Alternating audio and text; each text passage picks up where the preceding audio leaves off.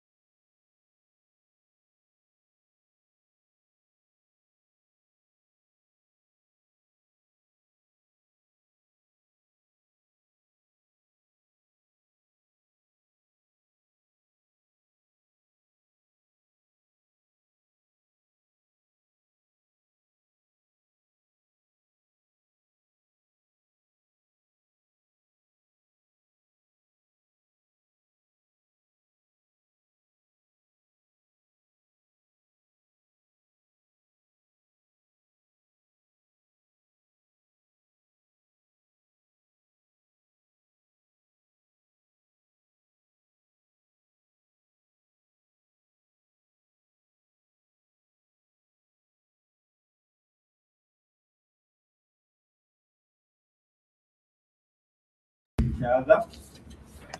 Just we need to know who you are, who are you, position, and the organization you work for. So let me start with my brother, and then we move like this. Over to you, sir. Thank you so much. My name is John Robert Yachira. I'm the executive director of Avinet, and I'm very glad to be part of this one. You are most welcome. That's just like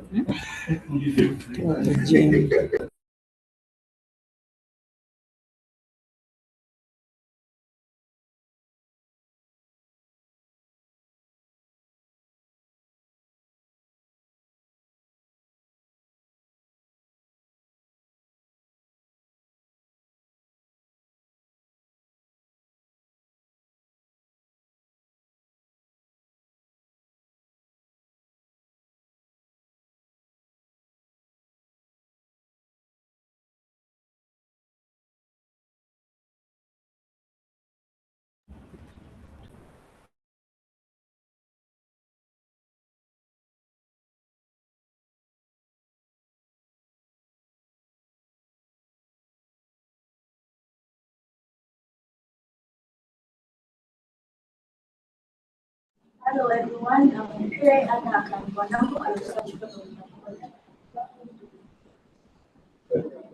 Good afternoon, everyone. My name is Semal Mohammed. I work with Mr. Nathan Muguzi. Donald, who is 16.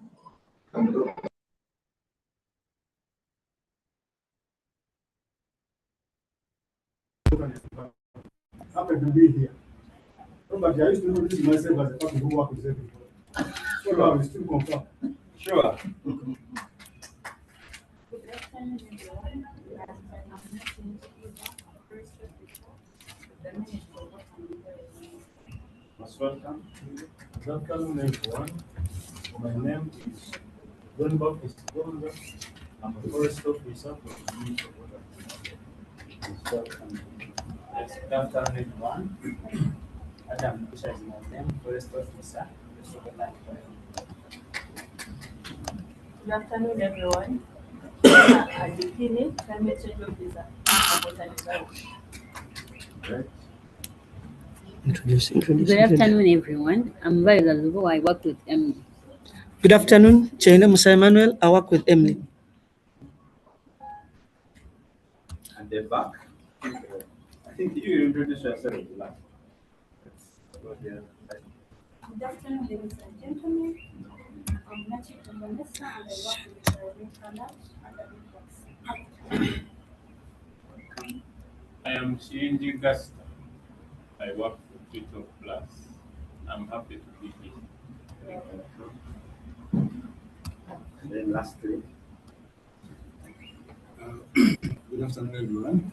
Good afternoon. I'm Vincent Birunji, consultant. Good afternoon, everyone. Julian Man is my name. I'm a consultant.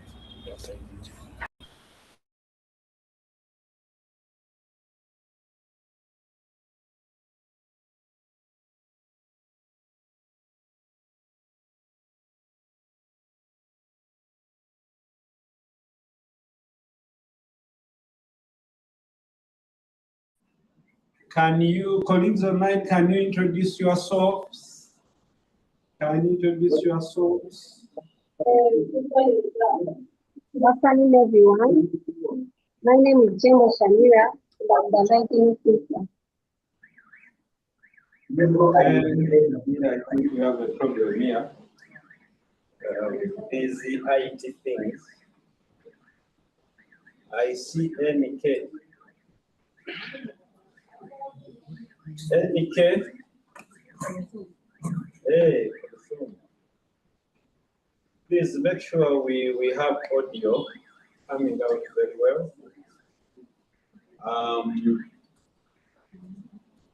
Can we go to the program now that we know each other?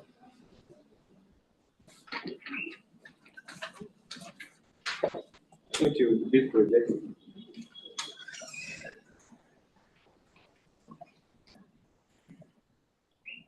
We had lunch.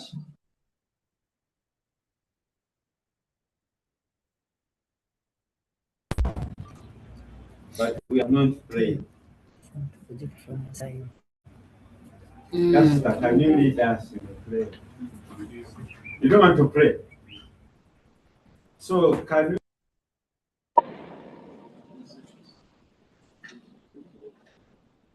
Lord, we thank you for today and we look for your wisdom as we validate this study. In Jesus' name I pray. Amen. When you ask someone and they just accept and move on, that is life. So we will have remarks from the Department of Forestry, management, but I'm told the Assistant Commissioner is on the way. And that said, we are supposed now to go to the draft study. So without further ado, I want to ask whether the consultants are ready. Are the consultants ready? Yes.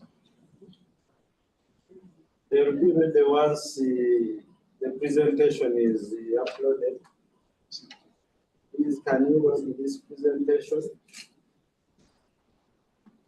As we are working on loading the presentation, whoever has introduced him or herself feel free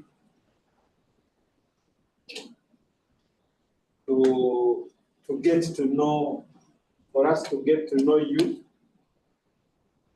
but you will get to know us.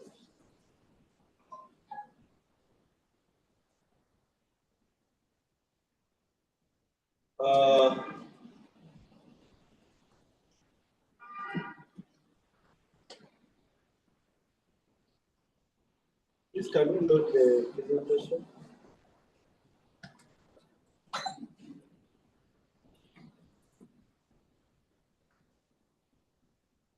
So as our consultants prepare to come and this presentation is over, I just want to remind ourselves, this is a study which was done to help us provide some information, data for the NDC 3.0, especially the component of forestry. At a later stage, you will get an update from the Assistant Commissioner of Mitigation and Adaptation on how far this process is, and we see whether what we are doing is still relevant or out of scope.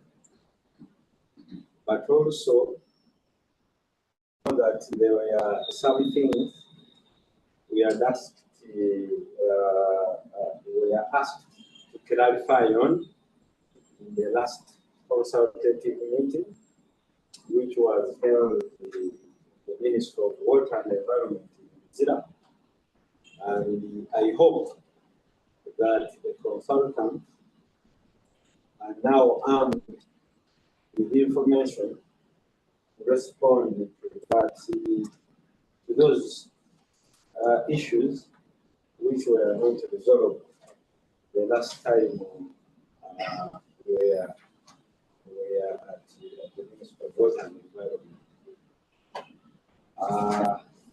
We also want to see whether actually these are the interventions colleagues agree to or refine or reject, because we are not pushing people to accept what they are not comfortable with. Now that this presentation is ready, I want to invite the consultant to take us through. It is your afternoon. You are most welcome. Thank you.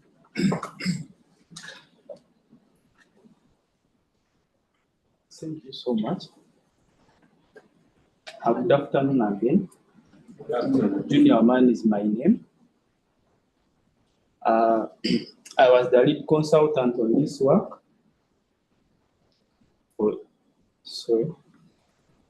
Together with my colleague, Vincent Birungi, I'll be taking through, but he will be coming in specific part.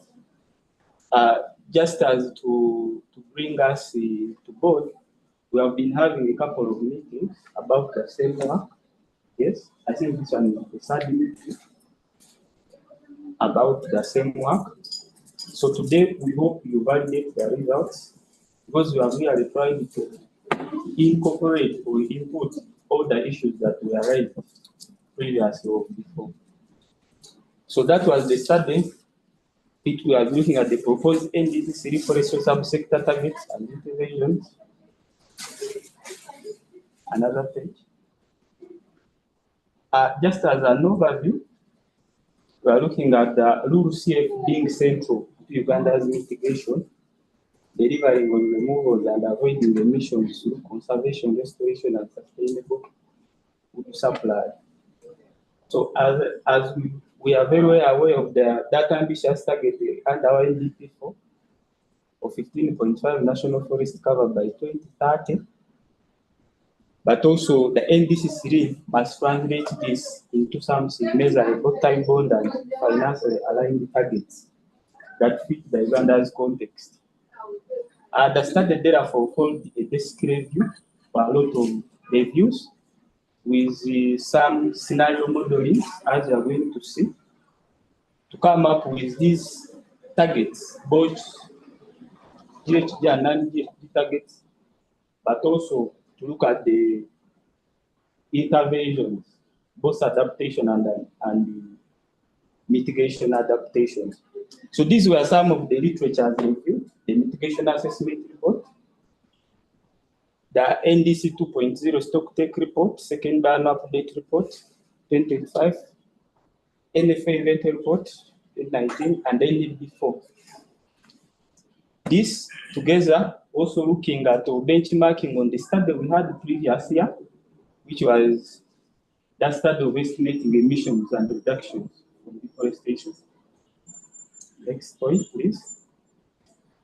Key to note as we dive through the presentation are the assumptions that are underlying the calculations. Yes, because I have the targets, so we have the targets already established, but we found it more transparent and more realistic or more professional to show you where the calculations are really coming from. So you should pay attention on these assumptions because they will be underlying some of the calculations as we are going to see. The first assumption is that emissions are computed based on emission reference adjusted to base year 2023, yes, compared to the FREL.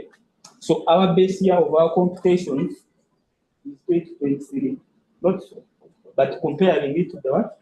The FREL of 2017. Then emission reduction in deforestation rate is directly proportional to increase in forest cover on an assumption that the current rate of deforestation is still unknown. We are supposed to receive the current rate of deforestation, I think, from the department, which we didn't receive. So our assumption still stands. Are we together with that?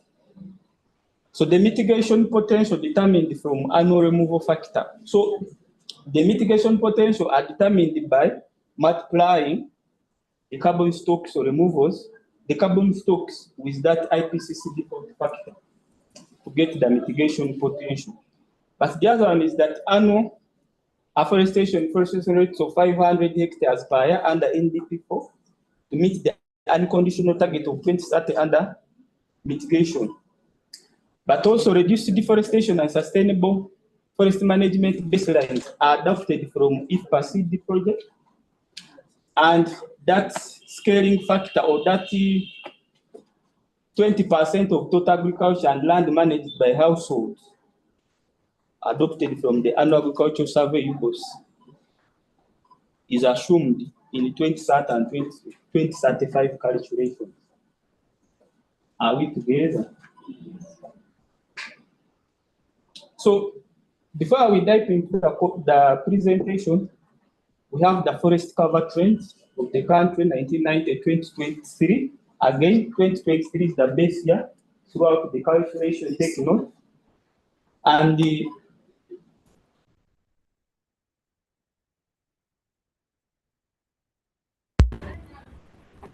was 12.6. This is in conformity with the NFA strategy. Yes. Next. So presented on a graph the results, the percentage forest cover from 1990 to 2023. You can see currently we are here from 12.6 from the base or from the 1990, which was 24.1.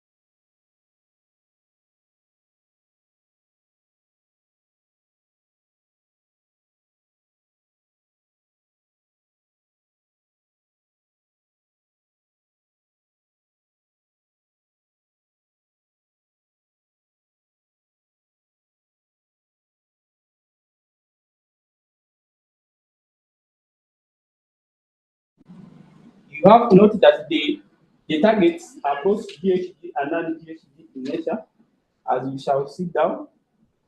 Then the second objective was to estimate the emission reduction targets under LULUCF for the period 2030 and 2035 using the transparency accounting methodologies that tracks the NDC progress. So those were the first pair of the objectives, in addition to other pairs we shall see down. Now, we come on the forest sector targets themselves.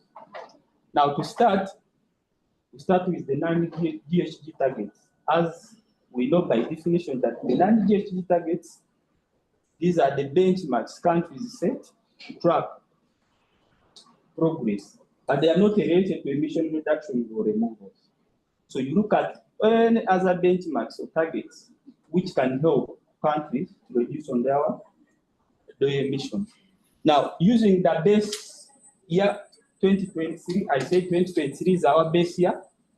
The total forest cover or forest area was 2.568 million tons, which were culminating to a cover of 12.6%. Not so. Now, this one was, of course, now using this forest area and the percentage, we are able to compute what would be the forest cover, the total forest area of Uganda in the year 2030 in conformity with the 15.5% target of the NDP4. So from a formula of current forest area times the target percentage divided by the baseline target percentage, this one, we are able to get a forest cover of a forest area of 3.15985 million hectares, which corresponds to the 15.5% in 2030. Are we together on that? So now, to be able to compute what would be the total forest area in 2035, yes, scaling it from the 2030, yes, we got the percentage cover in 2030, are we together, minus the base percentage, get the annual percentage increase.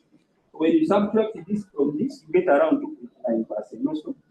So when you divide it by 5, annualize it, what do you get? 2.9 divided by 5, you get 0.14 something as the annual increase. Are we together? Eh? So that 0.14 multiplied by 5 years from 2030 to 2035, then the product you get added to the cover in 2030, which is 15.5, you'll be able to get 17.6 in 2035. Still the assumptions I presented stand.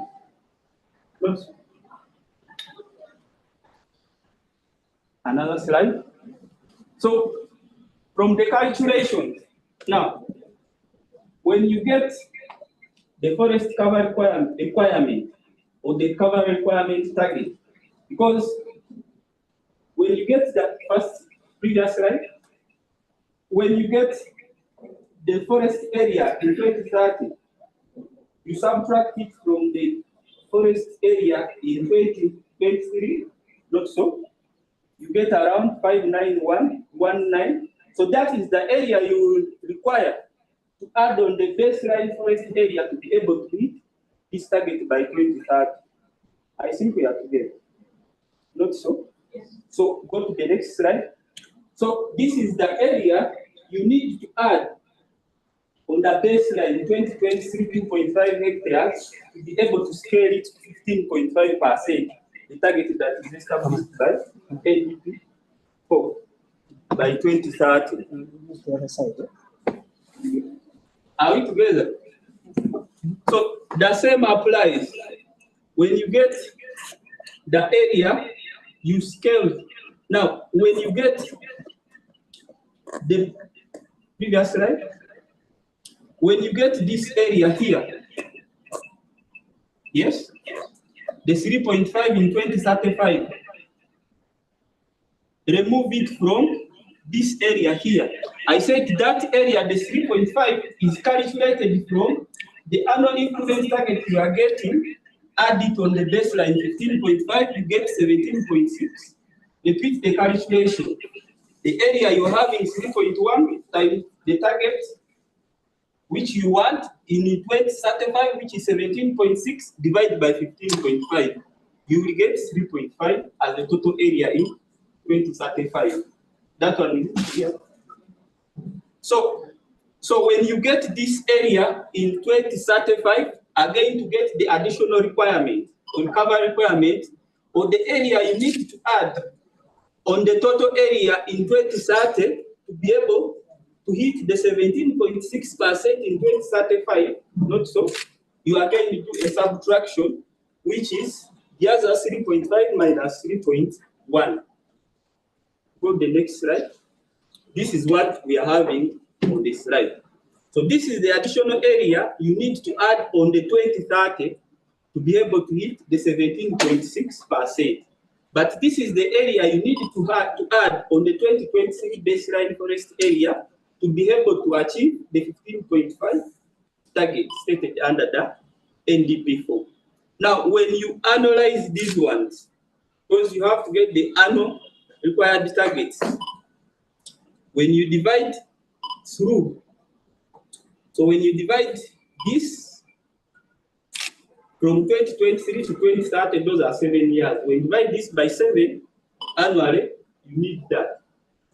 So annually, you need to add this for 7 years to be able to hit the 15.5 target under the NDP4. So this supports the Africa Forest Restoration Initiative and the Bond Challenge and the commitment. Now you are wondering, where is the target now? The non-PhD target. Next slide. Yes?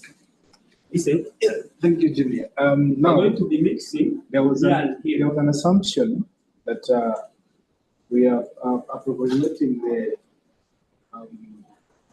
documentation method. However, the assumption is that the increase in forest cover will mute the reduction in deforestation, assuming other interventions are there. So, as of today,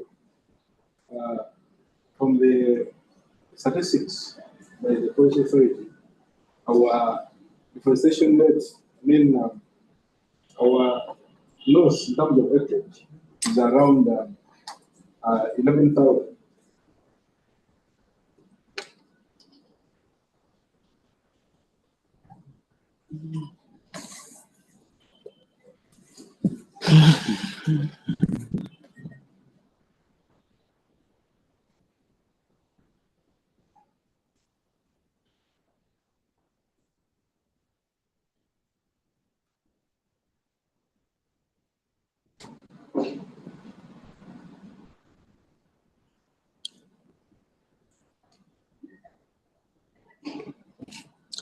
Vincent, if you have the presentation for you, you can maybe go forward. What I was trying to say, is that currently we are losing 113,000 hectares of forest land, and we are saying if the forest cover is to increase to 17.6% by 2035 or 15.5 by 2024, we should be able to see a change in our deforestation. Assuming the enforcement has been enhanced, assuming more initiatives are taking place, and engagement, installation, and all these programs are working. So, how do we get to this percentage? So I will just summarize that when we get the difference in terms of proportional computation, we just have the 2030 from a difference of 2030 to from 2023, then multiplied it with the base, which is the current, I would say, area loss. We should be able to get this value, about 87,000 hectares a year. Actually, that is a good reduction, and that is about 26%. But then, if we go ahead and increase our forest cover a bit, keeping other factors constant, we should be able to hit the target of a reduction to 68,000 hectares per year. So with 68,000 hectares per year, that's about 39% the current rate of loss. But we're saying an assumption was put that the current rate of loss is not known. Even though we have the acreage, in terms of over years, it is still a methodological challenge. And that is the assumption we made. Okay.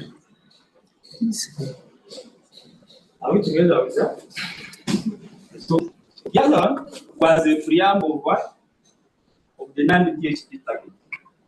Now we go on the basis of calculating the GHG targets now. Now the GHG targets, these ones, they are looking at emission reduction or removals. Also. So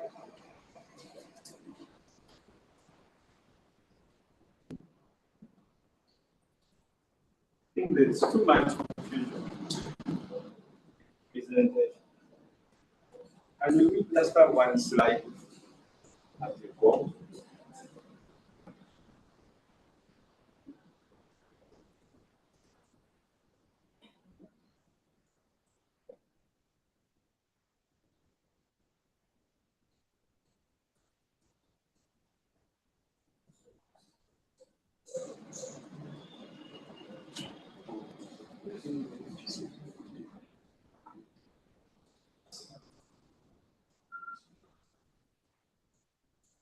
Yes, next slide. Okay. So the other calculation you have seen at first forms the basis of stating or establishing the non-GHG targets, which you are going to see summarized down. But we did want to project for you a figure, then that question where it is coming from. That's why I wanted to look at it. Now, moving or switching to the GHG targets, we looked at the emissions. Now, the current emissions are estimated at 16.8. Yes, this is from the working frame. Now, the working frame, what we call the working frame, is the emission study which we had last year. And again, these emissions were calculated from areas which were lost. Not so? Yes. Now, this is the baseline one. This is the frame, the 2017 frame. Not so. Emissions were estimated at 8.2. So you can see from the working frame compared to the 2017 frame, the emissions are double. Are we together? Yes? Another slide. So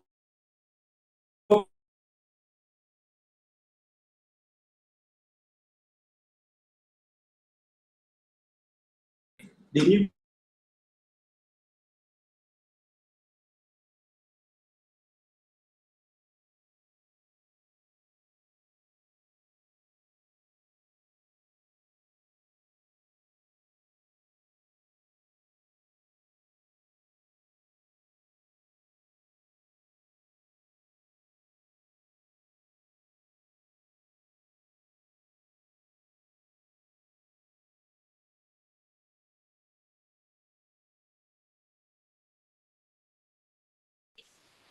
reduce emissions by 26% with the annual removals of 4.51. Now, how does the 26% come about? Because this is the target now. Now, this one comes from when you get the annual reduction in the 2030 or removals, yes? Divided by the baseline what? Emissions, which are the 16.8 times 100, you're going to be able to get the 26.9%. The same applies to this one. When you get the removals or emission reduction of 2035, which are 5.1 annual, yes, divide it by the baseline emissions, because you're comparing with the baseline emissions. How much are we able to remove? Yes, if we are to implement those interventions. So when you get this divided by 16 times 100, you are able to get the 30.4 by 2030. Do you have anything to add? Next slide. Now, this is what exactly we are saying, the national emission reduction impact or the reduction impact. Remember now, when we are reporting these targets here, we are coming from areas also reporting them in terms of emissions from the NDC. Now, this is what I was saying, that by 2030, when you get the forest sector reduction, this one is computed from the removals, the annual removals. Divide this by the 16. Yes? You'll be able to get this. The same applies to this. Are we together with that? Another slide. In summary now. So I would have actually presented this, but I never wanted you to present for you this statement and ask me where is it coming from. That's why we had to go through a lot of calculations, confirming the assumptions we had. So we are saying, when we increase total forest carbon stocks to this by 2030, and this by 2035, and you know where these values are coming from, the carbon stocks, they are coming from the removals. Are we together? So we shall be able to achieve an annual greenhouse gas emission reduction of 4.5, which corresponds to the 20, yes, 26.9 by 2030. But this can be scaled to 5.12 tons of carbon dioxide equivalent by 2035 through integrated forestry interventions. This would be our GHG target, which is in conformity with the NDC target of 15.5, because the calculation emanates from the 15.5, scaled up to 2035. Are we together on that? Next slide. So for the non-GHG targets, this is what we started with. Let's store an average of approximately 84. Just a point of clarification. Yes. 15%, 15.5 is the NDC, which NDC? No, NDP target. How do you say NDC? No, maybe it was a mistake. It's NDP. Have you understood?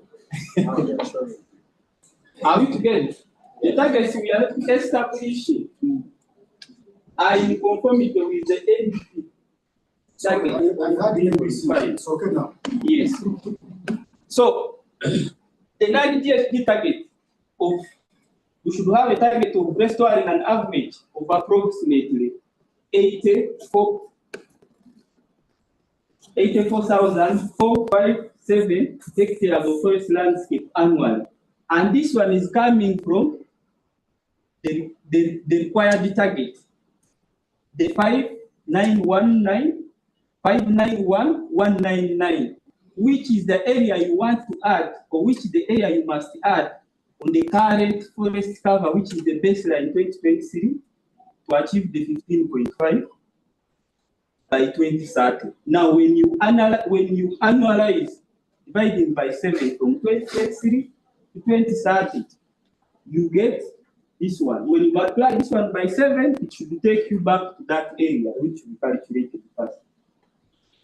Then achieve a minimum. Now, achieve a minimum of 80% survival rate for planted and naturally generated trees after 3 years. Strengthen a national integrated forest monitoring, reporting, and verification systems, supporting Tier 2 reporting by 2030 and progressively transitioning to 2023 implementation by 2035. Ensure that all priority forest mitigation interventions are supported by measurable annual implementation milestones and performance indicators. Expand collaborative forest management and community-based forest restoration initiatives across priority forest landscapes. Then strengthen biodiversity conservation. So the rest are words. But what you have to notice that any figure you have, it should be coming from a clearly established source. Are we together? So another slide. So this will be now our non-GFT target because we got it from the area now. Increase national forest cover from the 12.6 in 2023, which is the base year, to 15.5 by 2030. This is NDP4, and scale it to 17.7 by 2035. Then achieve an unreduced deforestation rate of this per hectare by 2030, and this by 2035. Then restore. So this one will be the required area you need to add on the 12.6 to be able to hit the 15.5% target by 2030.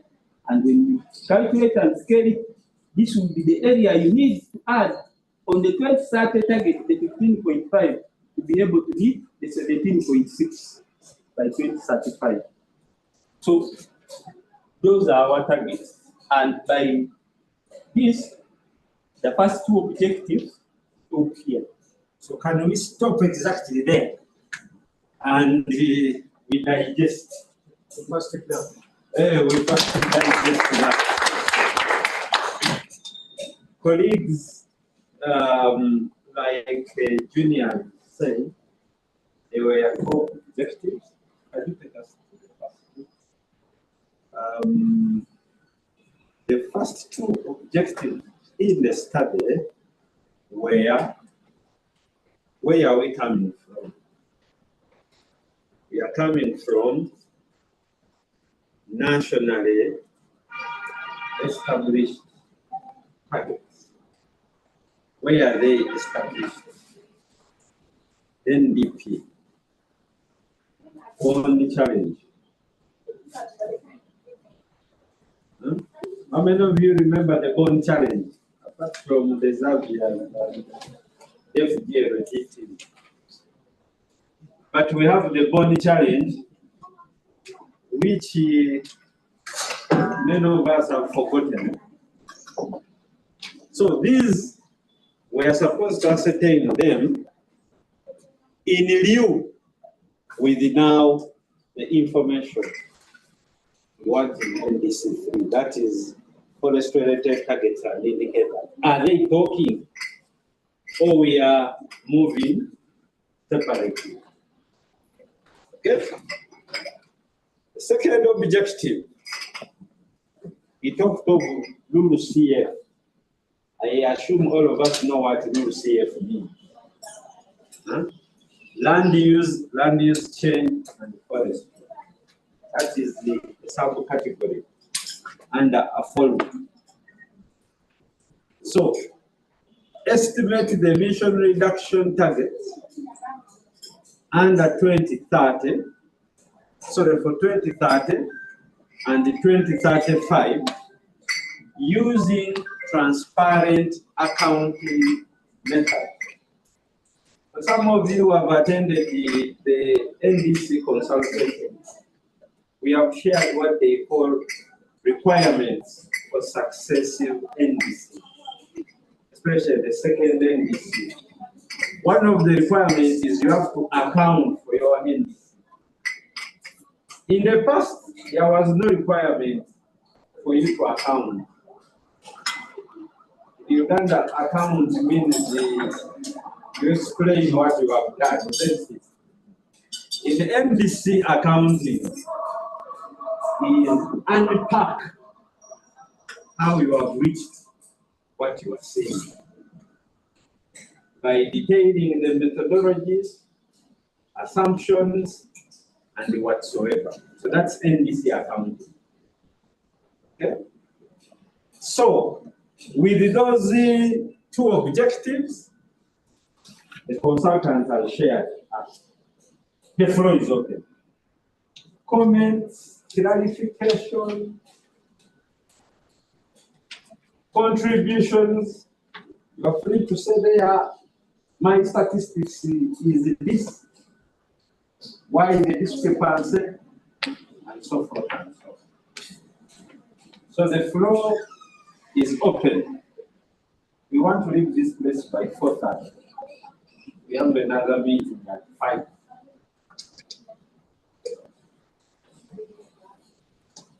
The floor is open. Yes, sir. So now I want to start because I hope that I have a bit of questions.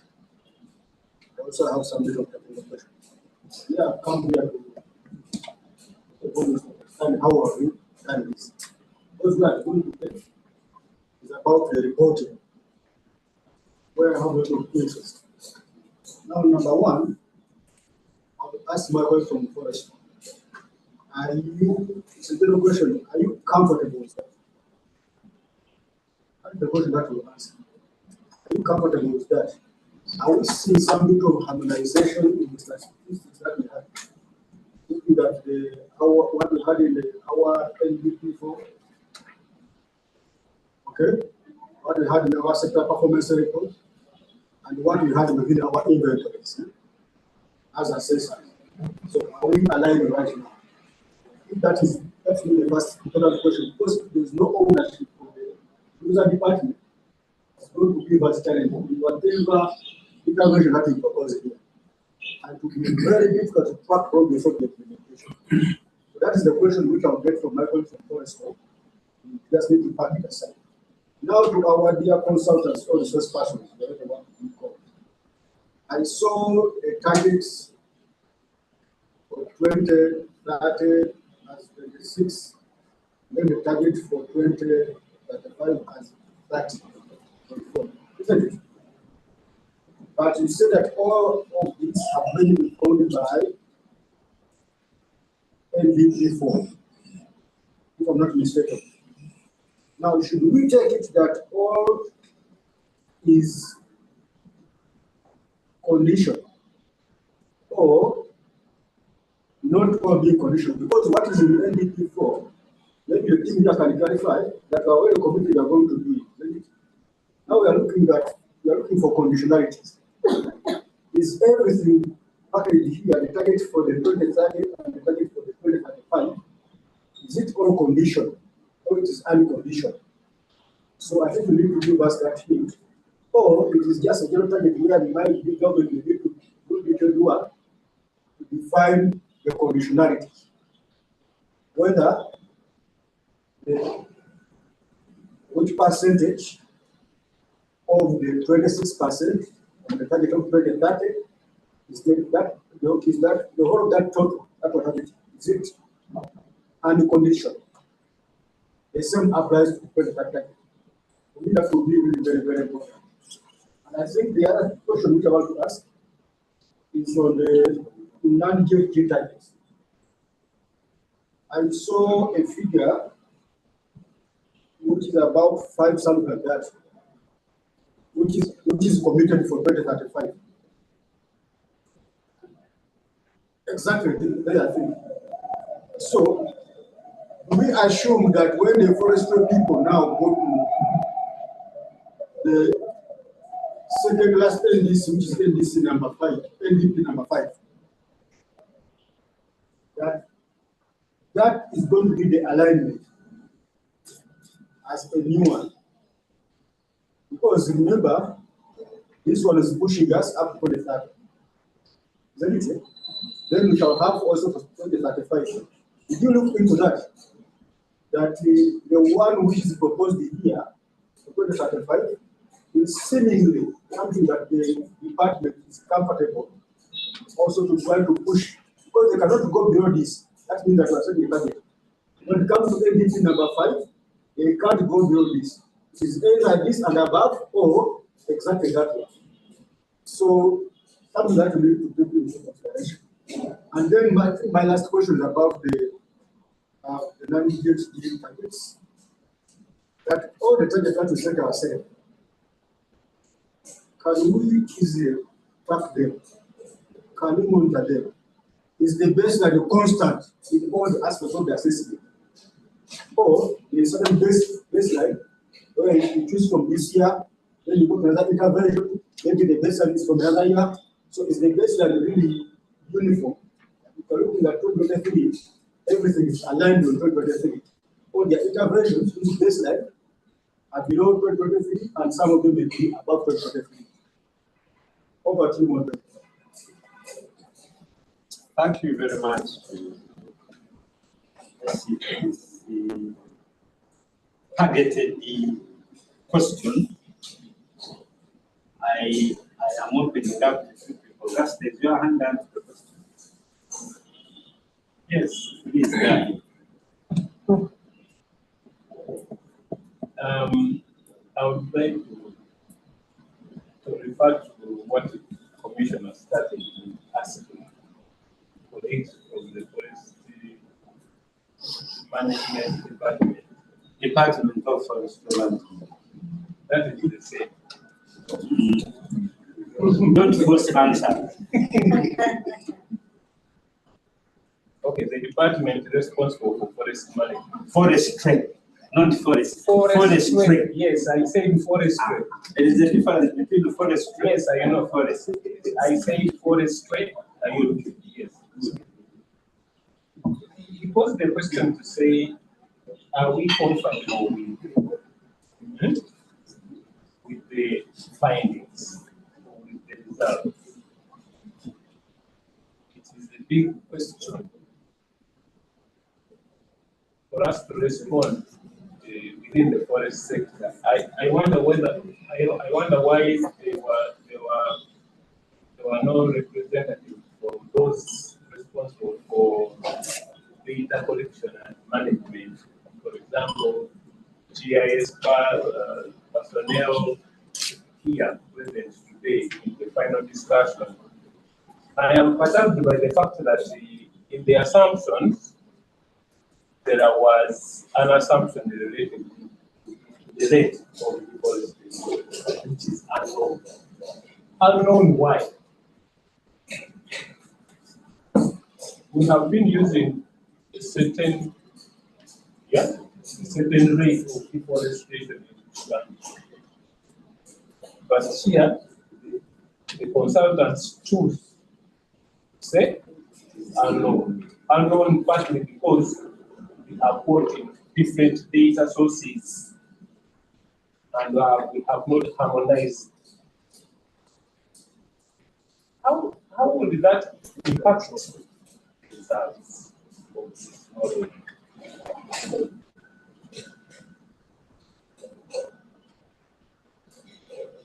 That is my question. Thank you, Gaston.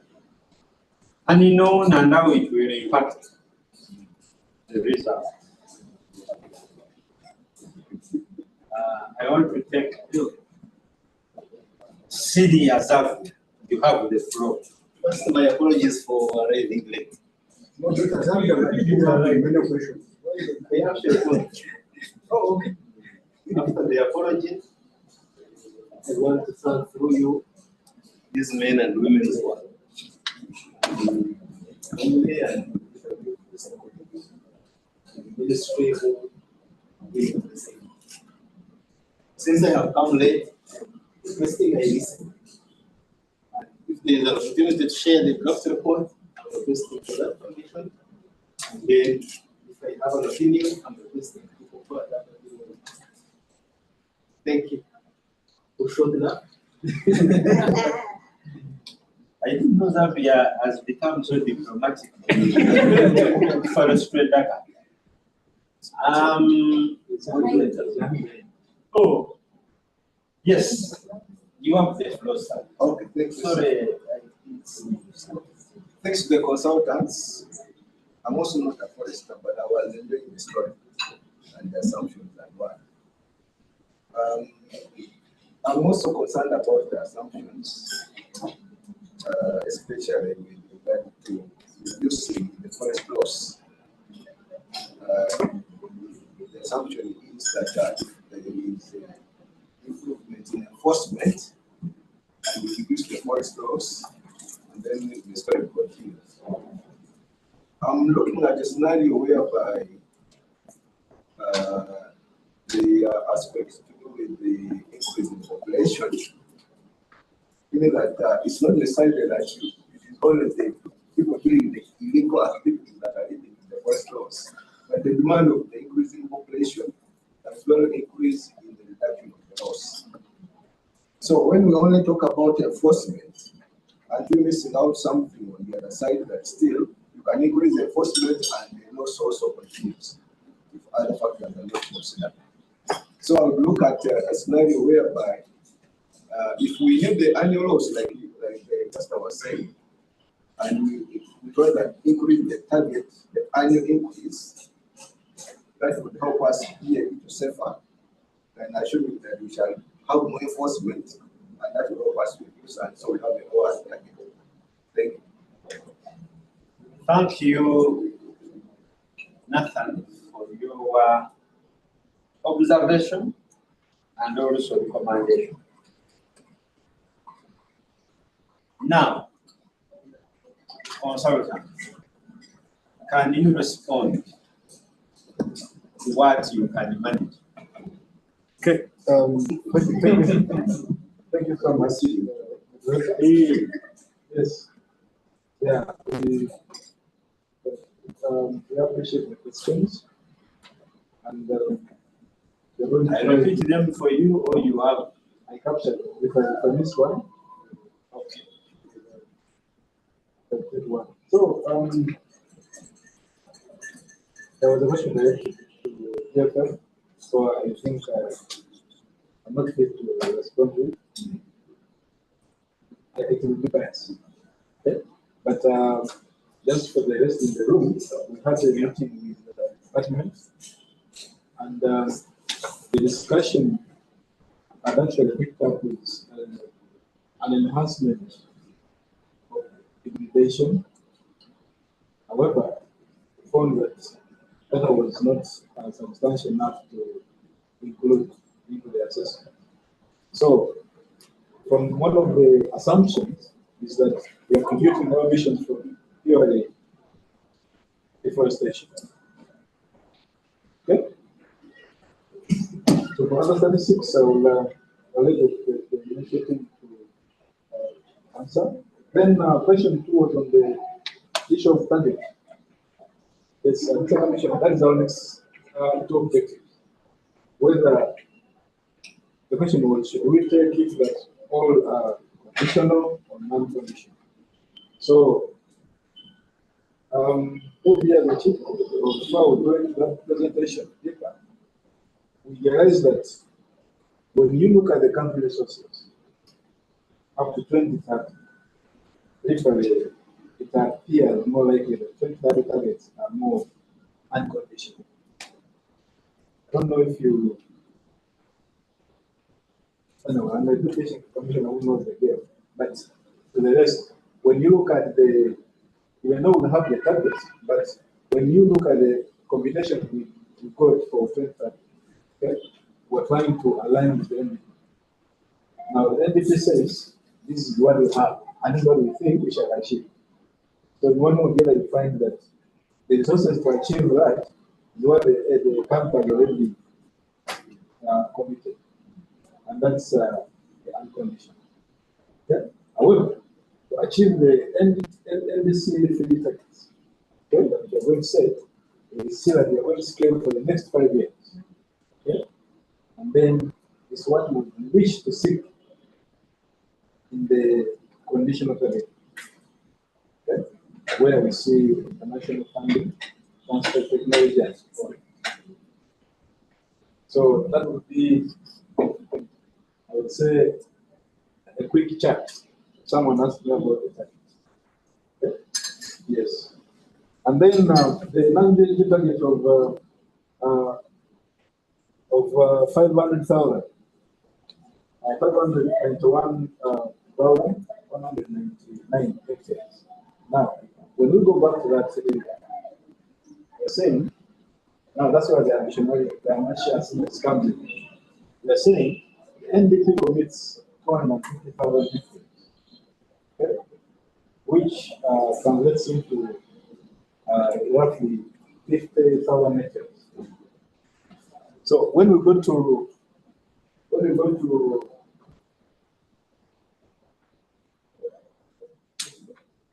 this area, we assume to achieve, or we tend to achieve per year. The country is literally saying they can achieve 50,000 of this. Okay? So I can happily say that the unconditional one there is 50,000 hectares per year. And the balance is conditional. Okay? So that's how we explain. So with the balance, when we do a subtraction from the 591, so we push it to condition. Yes. So for 2030, like I said, the resources and probably the resources has been blocked. And they're saying this is what we can achieve. We can achieve 250,000 hectares of this. But like we say, and we not probably which I put in our recommendations, there are a lot of gaps in our MRP. And if enhanced, we find that we can achieve it. For the country, with its current ability to consolidate the available information, they project 15.5%, which gives us a population of 250,000 hectares per year. I mean, for the 5-year project of the NDP4. Okay? But if we enhance our system, our reporting protocols, for all the main initiatives going around, we can be able to capture probably more than 500,000. Okay? But we're saying based on available data, this is what we project. So that's the part of the question of the non-target 500,000 from the NDP combined. So is there a baseline that I think that was the part of that question. Yes, unknown deforestation rate and how it impacts the projection. I will add the next question, question 1. Yes, because going forward, our computations carry that assumption that if we increase the forest cover, we can achieve a reduction in forest loss. But then also, as we go down to the mitigation section, we have an assumption also that what is being probably restored, not known. Yes. But still, all this is captured from the limitations we see. When you look at the Stocktake report, it really hints at these challenges. And that's the status quo. On the enforcement and the policy recovery, yes, there are many loopholes that could come along. But we are saying, keeping other factors constant. So the factors constant is that if we see the forest estate under protection or development, and then the other engagement activities, the sector players, what we call government partners, NGOs, private sector investment team, with GA, we have in the value chain investment part of it. We can see recovery. Okay? So we are assuming all that in an ideal situation. So the reality could come in, which could take us into the adaptive management part of it. But we're saying this is where the country actually can be. Ideally. But I don't know if I missed any other question. You have answered it. I had there was a question.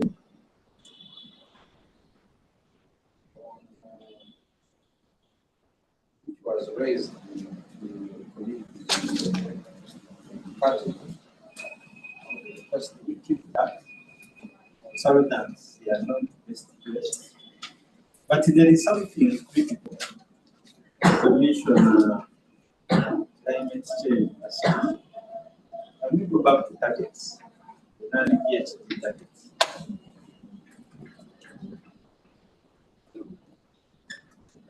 Mine is to seek clarity. These ones, are these one non-PhD targets? Or they were just narration? They are not the targets. Because you see the title you give also complex. And we have people with sharp eyes. So we think probably these were not non-PhD targets. These were just narration. So we go to the next slide. Now, I think I understand where Commissioner is coming from to ask, are these targets national or regional? I want to offer an explanation that Commissioner only up to here is what is national. The rest are proposals. I think better you split it to make sure you are protected and the department is protected. So the NDP 4 target stops here. These are proposals which the consultants are making.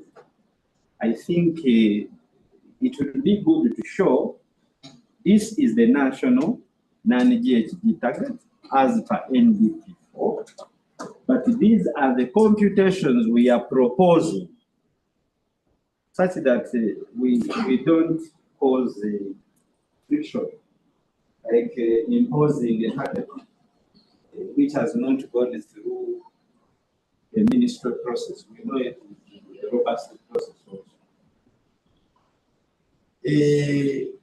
There is an issue on deforestation.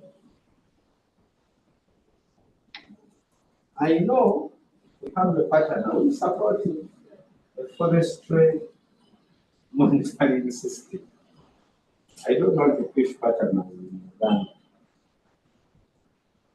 But for the purpose of this work, I want to suggest as the chair, we use the deforestation rate, which was put in the result-based proposal.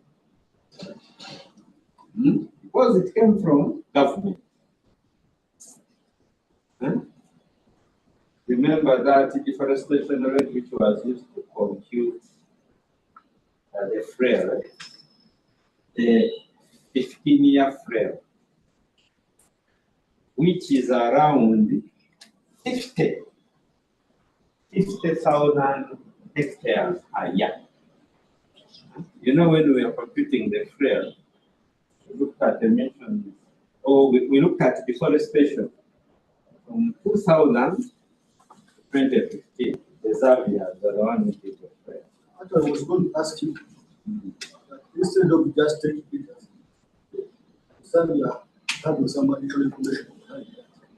And is here, is either to tell us in affirmative if the working assumption is okay for now until we get latest information. Well, you see, we already own it. Yes. That's why we have to pray for the country. Yes. And we manipulate the resources. That is number one. Isn't it? Maybe we use some bit of assumption to estimate, because that's a government document. You cannot make it. But if you can do better than that, that is even better. But if there is nothing, then we go with a proposal, we use what is available. So the challenge which we have, that's why we are reaching this far, is the inconsistency in forestry data. And I think we are very happy that we are moving up to this direction. That's why I was putting a general question to my colleagues in forestry, including the foresters who are in this room. Using forestry as a sector does not mean that people who work in this room work at the back. That are we comfortable with this? So I was asking it for the purpose that we have already discussed and harmonized it, and then we may know the challenges that are existing, and I would expect those challenges to come as the some of the negative ones. 98G interventions, isn't it? Because you know everywhere there's data gaps. But whatever is missing, we don't have. We take a deliberate action, we take it as an action in the NDC on the side of the land that we can improve. So that's why I was asking that question. And actually, it is shaping us, Commissioner. Thank you for asking it. But we want to make the consultants work, because we can't keep a contract running because people are not here. We have to end this work.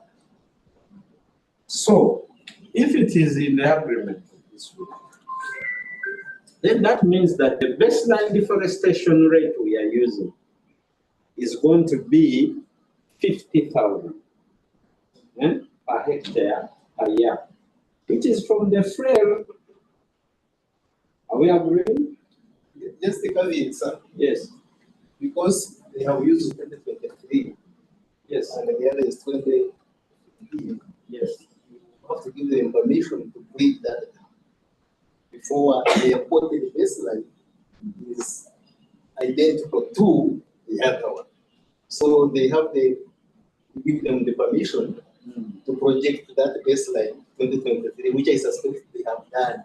That's how they arrived at that number.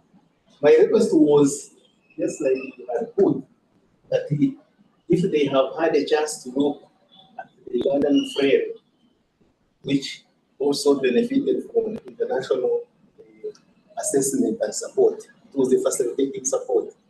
And then to see what that single element you can borrow from it.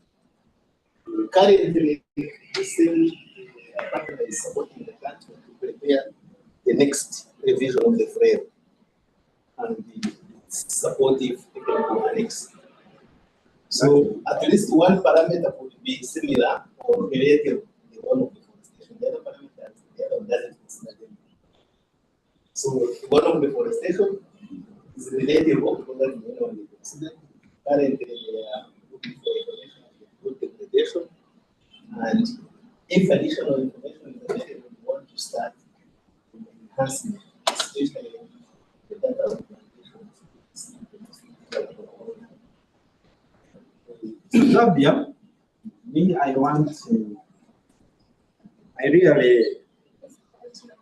So the last meeting we had, the consultants were given a team from India and given to Mr. Abraham. And they were to get that data on the demonstration and everything they asked.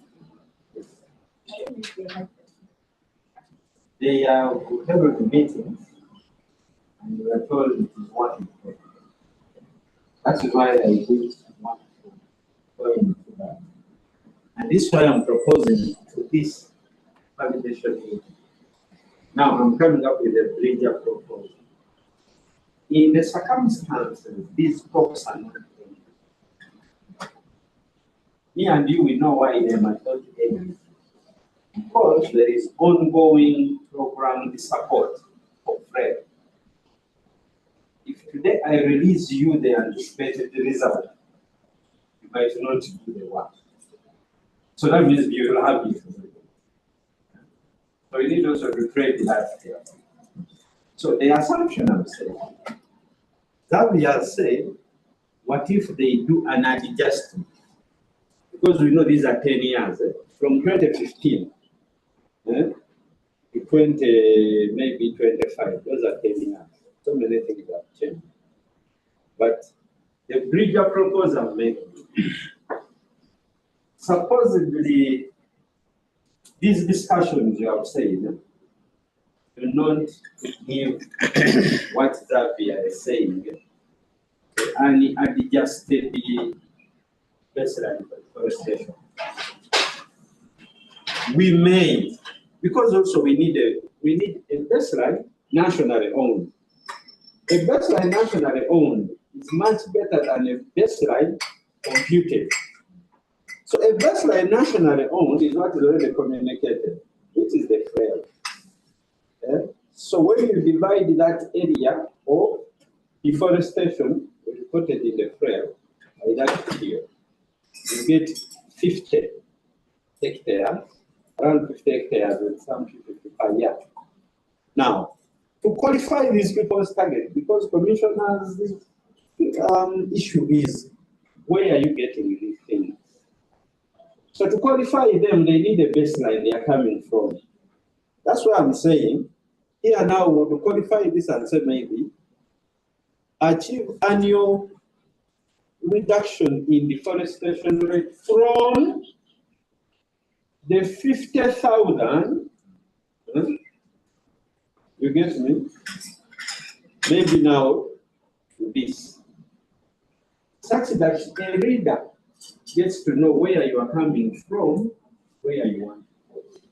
Now, if that doesn't come up, then we take that. Okay? Because I understand when the consultants also follow up and information doesn't come. Then there was another issue. Before Tabit as well. On the website where there is submitted the FREL, the Excel with a copy. So even if there is no communication directly between the department and the consultant can actually use the methodology he used because he has access to the same data. People satellite thing. People use it, and then the minimum of ground truthing, which gives him the factors, which are also been published twice, I think, in the forest inventory work between the FA at that time and the FAO. Did extensive inventory on the ground and created most of the classes, the other component that requires to apply the areas which you can generate. Okay. That is also one possibility. That's also another as the other working in the team, the Department of Forestry Management. Okay. Then the other clarity we wanted to offer is restoration. This restoration, we have tree cover and forest cover. Remember we discussed this again. I think it will be the next presentation on agroforestry. There is already some indicative targets on agroforestry. I think you remember to include it among the non-greenhouse gas targets.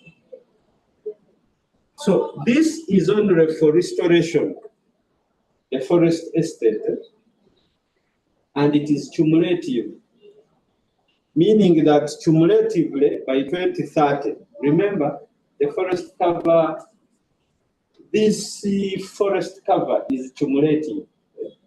We don't skip it. It keeps on adding on itself. So the 5119 is the cumulative from what it is in 2023 to 2030. And then the 101, it will be the cumulative still from 23. Are we agreeing with each other?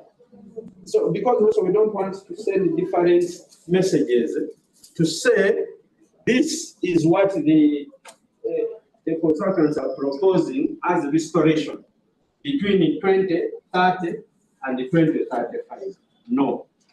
That is the cumulative restoration after 2030. So it is building on this figure. It is not a standalone. Just want to be clear, because the forest estate doesn't increase. That's why we are calling restoration. The forest estate was 4.9. So it is, we are only working within the 4.9. It is the tree cover which keeps on what? Increasing. So we don't want in the future when some of us have died, someone to say, but the target was 1 million in 2035. So add it on the 4.9.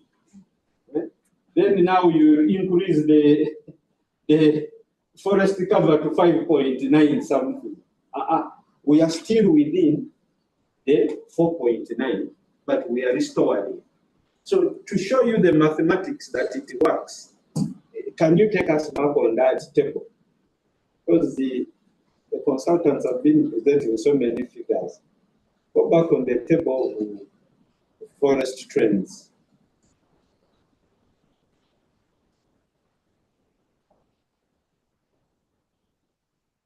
Back. Back. Here. This is what we are saying, 4.9. We are at 2.5. You see, in 2030. Now, between that period of 2023 to 2035, the computations from the consultant are showing we have to add 1 million. So cumulatively, it will now have gone to 3.6. Okay? Then as we continue to do more work, maybe by 2050 or 2060, you might come back to the 4.1. So I just wanted that clarity, that colleagues don't live here and say between 2030 to 35, 1 million. So it is the difference between the target of 2035 with now the target of 2035. Between 2030 to 2035, that will be the cumulative. So since those clarifications have been made and we have agreed that we will continue to talk, yes, you have to leave here. Thank you. Sorry for interrupting you. Number one, I'm interested in knowing why 2023 was chosen as the best year, not 2024, not 2025. Secondly, according to NFA, they say that the Uganda's forest cover by 2023 was 13.4%. That's the number that we have from NFA on the website. Was it 13.4%? Now that's where problems the commission has been saying. Yes, and the recent 13.4%. Yes, and in 2023, the same year is quoted. And the recent state of the national is launched by NEMA to show that our current forest cover is at 13.5. 13.5. State of the environment report. State of the environment report 2024. Yes. So talking to what comrade Simon talked about the existence in the numbers, can we try to harmonize? And then finally, I know that in modeling there are a number of assumptions. Just like in NBC, we say business as usual and business unusual. So what happens if, like all of us in this room as well, we go out there and aggressively mobilize the population to really, plant trees, like we're talking about the one out of trees campaign, and we actually have people embracing planting and growing of trees. Then shall we not just have these figures less ambitious and just remain on paper, and then we end up having figures that are higher that we are working towards. So is there a way how we can scale up the ambition so that it can be able to inspire all of us as a country to move in the direction which is higher than what we are having right now? Thank you, namesake. Consultants. There are two interesting sources here. NFA 2023, 13.4. State of environment, which I also saw, 13.5. Please, can you tell us where are you getting these things? 12.6. 12.6 now. So that means it is okay with the state of environment report. No, Yeah. according to them, they are showing. For them, they are saying 12.6. 12.6 in 2023. Yes. Them is saying 13.5 in 2023. The state of the environment report of 2024. Auntie, what was it target year? Because now we are looking at the target year. According to the report, that's what they are saying, that it is 13.5. Okay, consultants, can you tell us what are the problems you people we are getting? Come. Well, thank you so much. Yes, the first question was why 2023? Why 2023, not 2024, 2025? Yeah. Now, I think previously we were talking about the statistics. And if a designated the national authority, that means the word authority, but the department now is happy with the statistics. So all these statistics, okay, are from the National Forest Authority. Now, 2023, normally their inventories are annual. Okay, they should be annual, but they normally give an update after 2 years. Okay, considering the inventories and the remote sensing, and also issues to do with finance implementation. So far, the public released the report gives data up to 2023. Okay, in simple terms, the map released by the nation is 2023 as of today. Yes. So in any case, they release a 2025. Listen, Shall go with that. you are using too many words. Where is this figure coming from? No, The 12.6% No, I was. 2023. That is question number 2.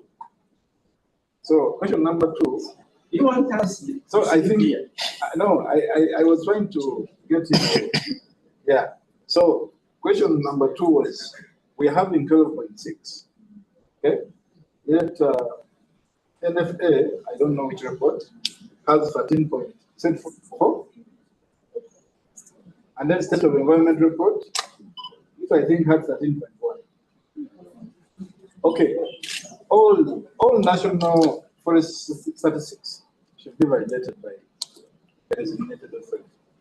Okay, so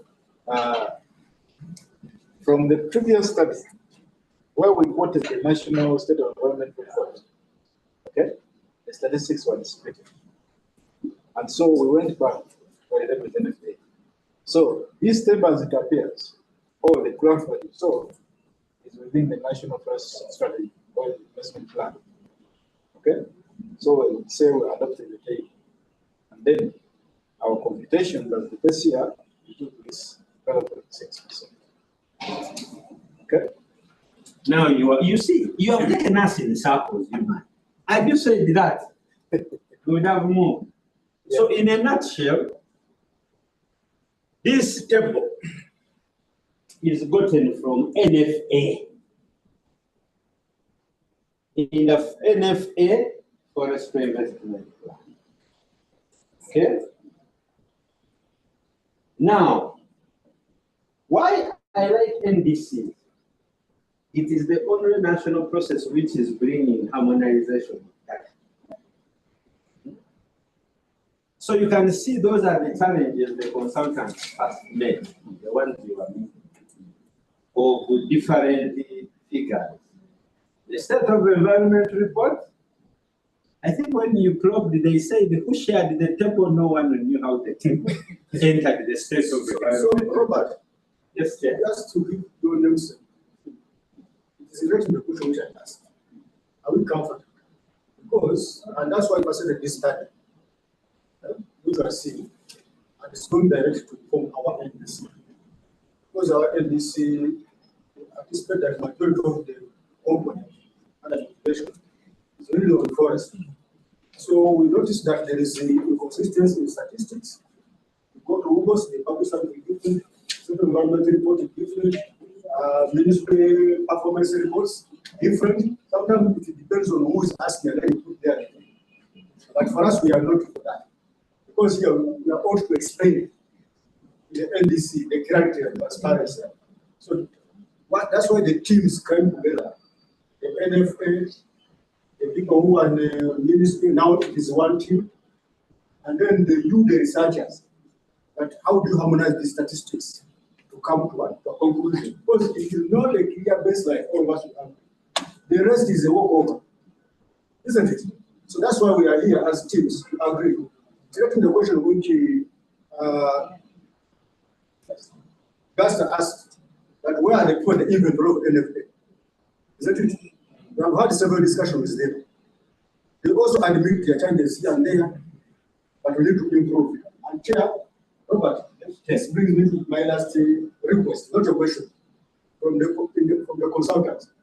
If you are able to list the challenges that you fall while doing this work, in the computing, the emission, reduction potentials from forest. Because all what appears to be a challenge, it has to be an action, the responsible institution to improve. Isn't it? All what you mentioned as a challenge, then it will be turned into an action, the responsible department to improve moving forward. So if you have missed any data, you say this data has been missing. Maybe this data is not expressed on this at this level, isn't it? That we use those ones to improve from the other side. Because then this is not the one off. After here, we shall come back and then ask, isn't it? So all those that we think that they are not existing, and if you see people not giving you information, it is either they don't want you or they don't have that information. So meaning that if you mention all of this, then it is a question of sitting with Mr. Bobo Kasum, who is responsible for what assessment. And you said that now to improve the MRP for our forestry, I think your team have to do ABC. Whether I have money or not, look for partners. Okay? So if that is very clear, it will help us to move. Thank you very much, and indeed, we are moving. Colleagues, we are reaching before that, and you are asking too many questions. But this is what clarification on the when they ask them whether it will be mandatory or non-mandatory. What was the right words? Condition or non-conditional. I think our NDP4 says it will use both national and external resources. So the nationality or the conditional will be political decision. It is not embedded here. Thank you, Xavier, for reminding us. Please, now, can we go to continue with the presentation, the last stretch, and for the last strand of this presentation, I'm giving you 10 minutes. I promise people to leave this place at 4. But go back. So, this is where now we are going. We have finished the mathematics. Now we are going in the politics, which is Xavier said it is either political to decide the condition or condition. But must it be political? We are yet to see. The study also required to identify conditional and unconditional adaptation and mitigation. Unconditional and conditional targets. Those are two things. In addition to quantifying or using the pointer to say this adaptation is a condition, this mitigation is a condition. Remember, we have to do conditional and unconditional mitigation. Sorry. To quantify unconditional and condition in terms of the mitigation effort for the NDC. Therefore, I want to invite now the consultant to please take us in not so many minutes. The floor is yours. Thank you so much, Damo. This is the second part of the work, was to identify the condition and unconditional NDC adaptation and mitigation intervention. After that, we have to quantify unconditional and conditional targets under NDC 3.0, considering the forest mitigation efforts so far. So, before we dive in, again, we need to be clear with the terms. Because we don't want to go inside, then we start. Now, for the conditional, we are looking at those interventions or actions that the country is committed to achieve. Yes, the unconditional ones that the country is committed to achieve or will achieve with or without external support. Meaning we are looking at finance, capacity building, and technology. That whatever we state as an unconditional adaptation or mitigation intervention, we should be able to achieve on our own. Are we together with that? Yeah. So the conditional ones, of course, with the conditions that with extra support or additional support in terms of finance, capacity building, and technology, we are able to achieve this. Yes. Are we together with that? Now, deciding what is conditional, what is not conditional, is not even an issue of politics, but it is an issue of reality. Because we are reporting in terms of enhanced transparency framework. Are you realistic? Because you will state something, put it under unconditional when you cannot achieve it with your internal resources. Yes. So now, the first objective was identify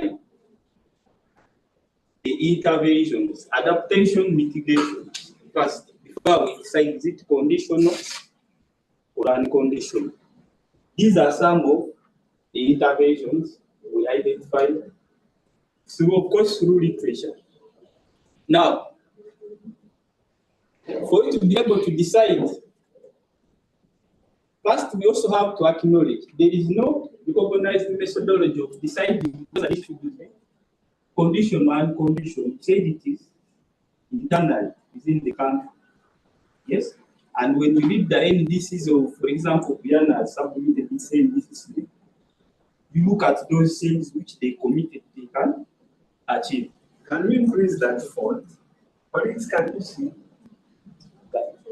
Are you able to is already in the presentation? That's there with it. Don't want people straight. Can't you exit and increase the font size? Yeah, so as they expand the font, literally, next number 3 is okay, yes. the first column. There we did.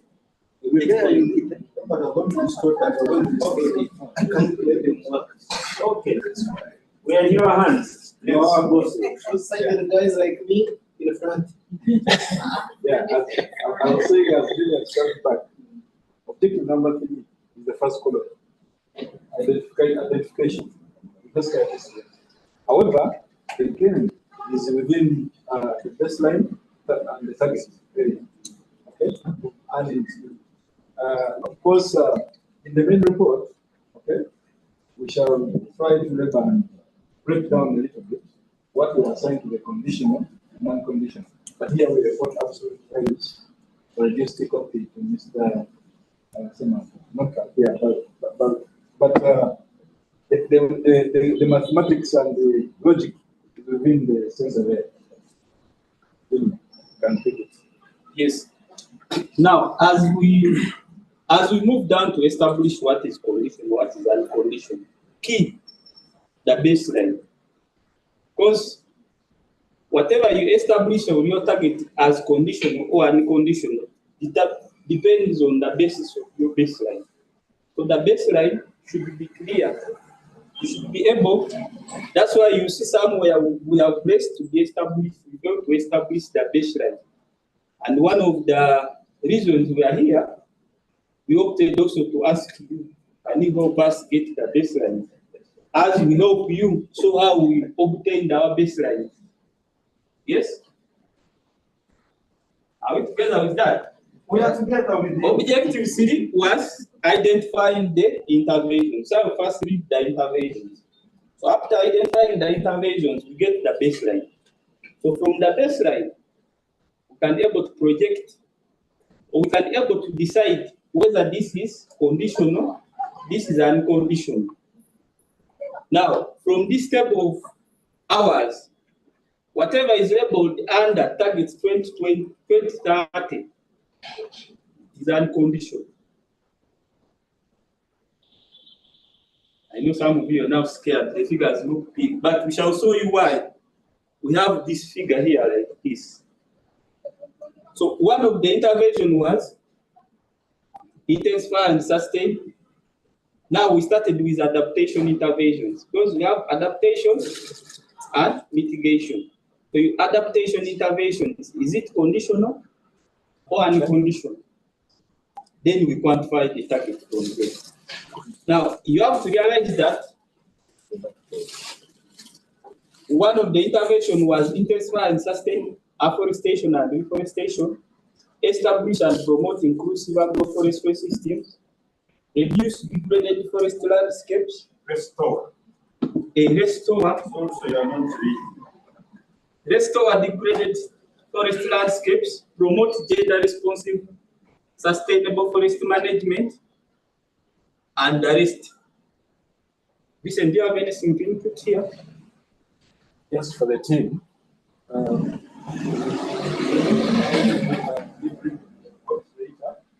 Now, if you look at the baseline, for example, area under planted forest, our stock take report identifies this as 100% achieved. Okay? Now we're saying the additional resources for the NDP4, okay, we should run ahead. We can just add, make it 400,000. Okay, that's why I use the statement, the flat statement that it appears on unconditional website. Okay, now whatever we want to seek from external sources, which is us to 2035. Okay, that's a simple verification. Can you come again, Mr. Consultant? Me have been eating. I'm saying the baseline, actually, in determining the condition of one condition, it's about agreement with the baseline. Now, when you say that you are here today with 300,000 hectares, for example, area under afforestation, okay? We're saying from your NDP, this is what you are willing to make. And we're saying you're not happening with that. Okay? Let's go ahead and make it 25 to the end of the day. Now, with the resources we seek, okay, we might achieve to the end of the ends. So, Vincent, you see, you talk in a very difficult way. Between the baseline and the 2030, what is the additional acreage? This is about 60,000 hectares. So, in a nutshell, you are saying, if government is committed to increase area under plantation, which is around 60,000 hectares, government should take that as unconditional. Is that agreeable? We are not opening the floor, but Because it's not a yes or no. yes. It depends. So he has mentioned that baselines help us to say what is trends. Now, if I split the baselines, we deal with the external 80% of that. So how are we going to make it our own? We don't know. But he's still explaining. Okay. So from 2023 to 2030, we are adding 60. Who has done the mathematics? 62. But from 2023 to 2035, it's how much? That's almost 100,000. So can you go ahead with your explanation now? Okay, yeah. Now let's talk about the comparison. Now, we went to, if you remember in the first subject where we were trying to examine the LC target is one challenge and other national needs. Okay? We went ahead and looked at what this is how. So UBOS did a study in 2020. That's the current study we have. There is anyone who is in this study, it gives us a target of agroforestry, we will come. That's why I didn't say, if you have some data, please, and give it up. So we found that they have a figure around 1.7 million. Let me listen. Yes. How we arrive on this, because we said you have to justify the baseline for you say. Now, in this report, yes, that the annual agricultural survey report, yes, there is the estimated number of households under agriculture. They are 7.1 million households. Yes. Now, under the same report, the average holding size, household holding size, yes, is placed at 1.2 hectares. Now, I mean that average holding size, we mean that how many households on average are holding their land under, what size of land is being held under agriculture. Not so. So when you get that 1.2 average times the total number of households under agriculture, yes, you get the total land, yes, which is held under agriculture by those households. Not so. So we go back on our assumption that out of that land, because when you multiply 1.2 hectares times around 7.1 million households, you get around 8 million hectares as the land held by those households under agriculture. Now we get a conservative assumption that out of that 8 million land, let's assume and say that only 20%, that is the 20%, is under agroforestry cover. Now when you get that 20%, multiply it to 8, you get the baseline of agroforestry, because there is no document in the country with the baseline of agroforestry. So you can see what the consultants were going through. Please continue. We have to end. So if this is our baseline, yes, we have a commitment under the bond of 50,000. That's 500,000. 500,000 hectares under farm forestry by 2030. So this is already a commitment Uganda made. So when you get that area, that land added to the baseline by 2030, this will be our unconditional target, because we already committed to achieve that. Yes. I would like to also give an explanation. Yes. The preamble to bond challenge is subject availability of resources for developing countries, which is repeated for the Africa 100. Subject availability of resources. So it automatically makes it conditional. So if we can balance the two, I am very okay. So I want to spend more on the balance of the conditionality.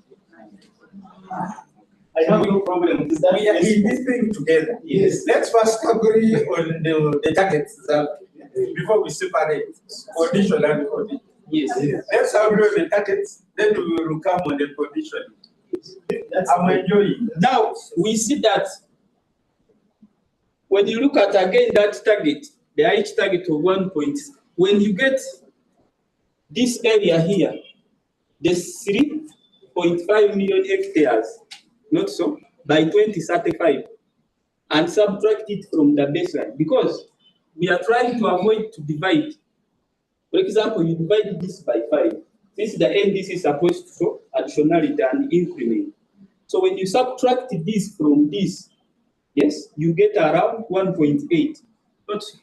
So when you get that 1.8, you subtract the 500 on challenge, you remain with the 1.3 for what? The H target. That is good mathematics.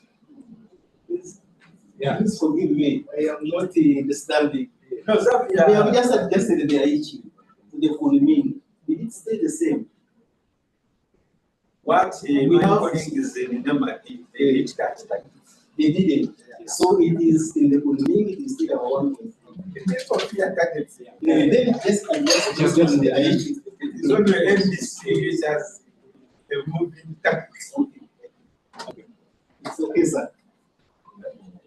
So I think we're here, I may not have another chance to look at it. Not easy. That's why we are going. That's why we are pricing. So the other one was to promote gender responsive. So you have also to acknowledge that since that time we are the ministry, someone asked the question with gender regarding NDC. So we tried to engender all the interventions. That's why for each intervention we have a gender responsive target, and it is upon us to either accept it or not accept it. But whatever we have placed to be established, the baseline you give us here must have a defensible basis, because it is from the baseline that we scale up 2030 down. So this one, so you can see this one, to promote gender responsive sustainable forest management, coastal landscape as a restored and management. So we build our target, which we have the other side now, which are here.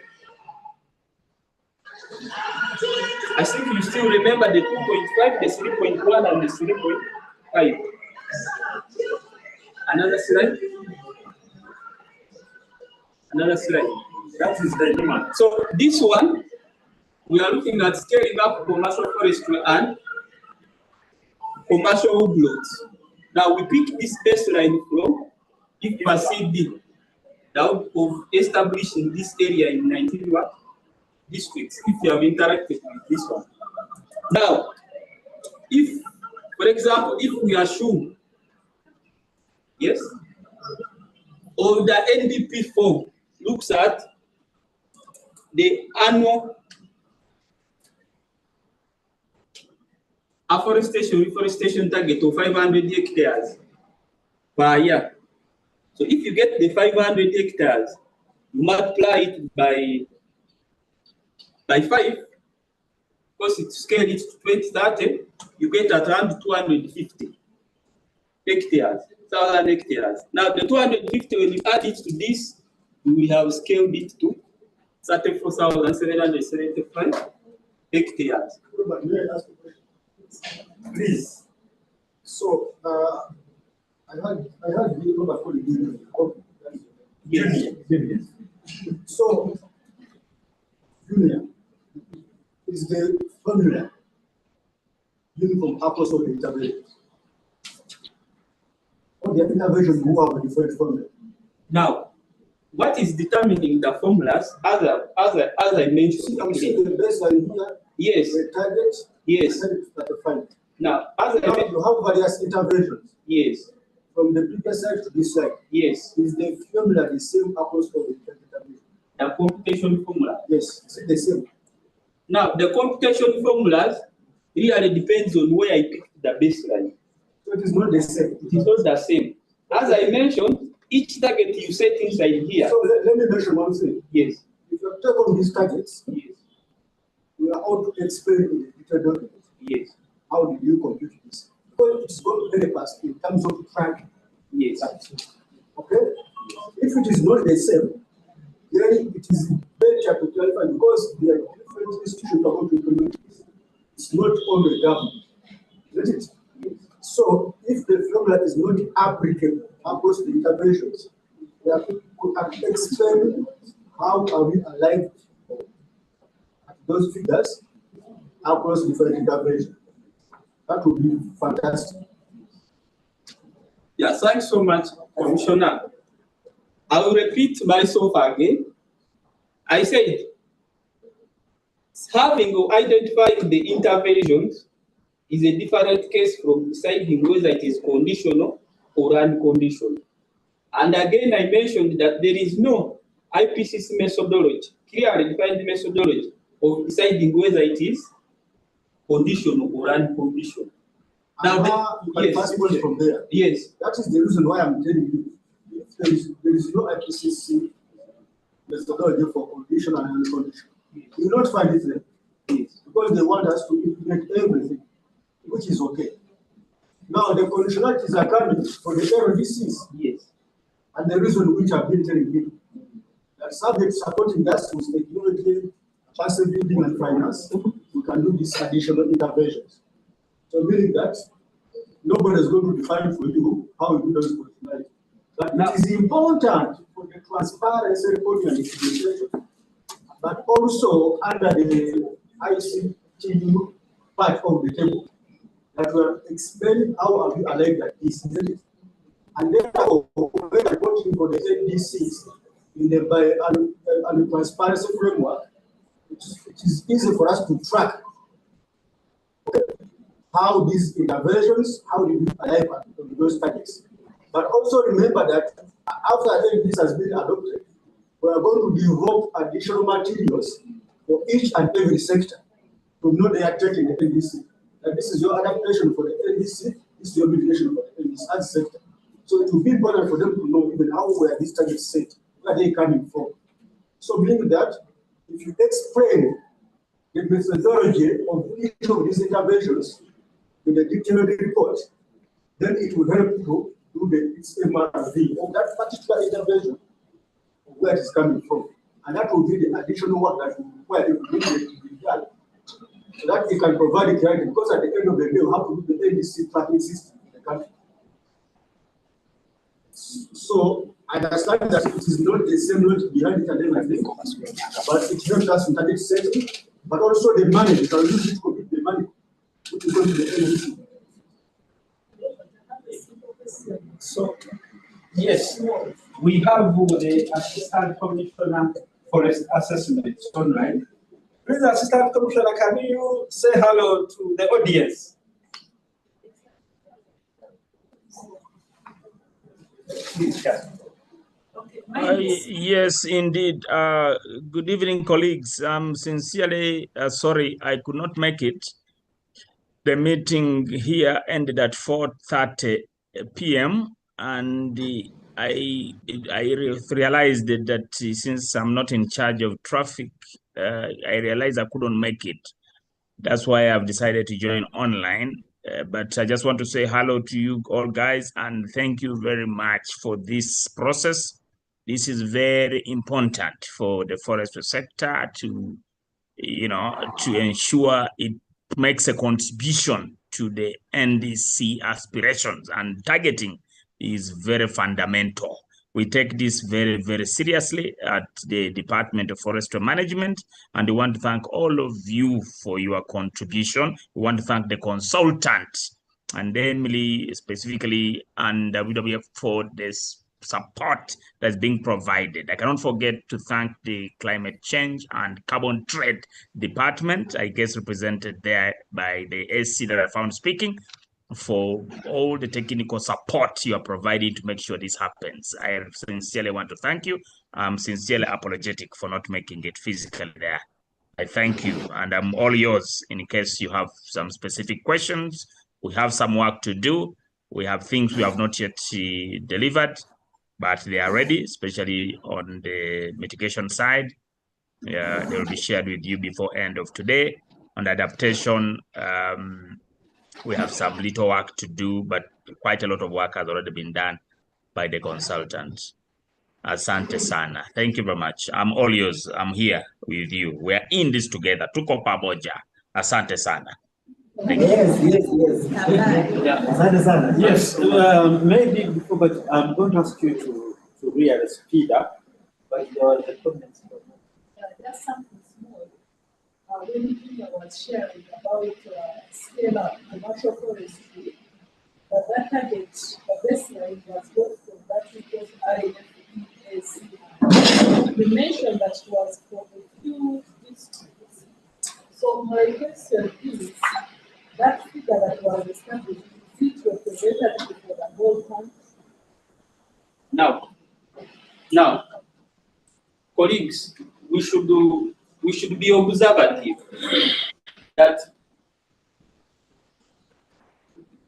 when you look at moving from here to here, yes, we are showing that as a country we are able to add on or plant maybe, not so, 500 hectares, not so.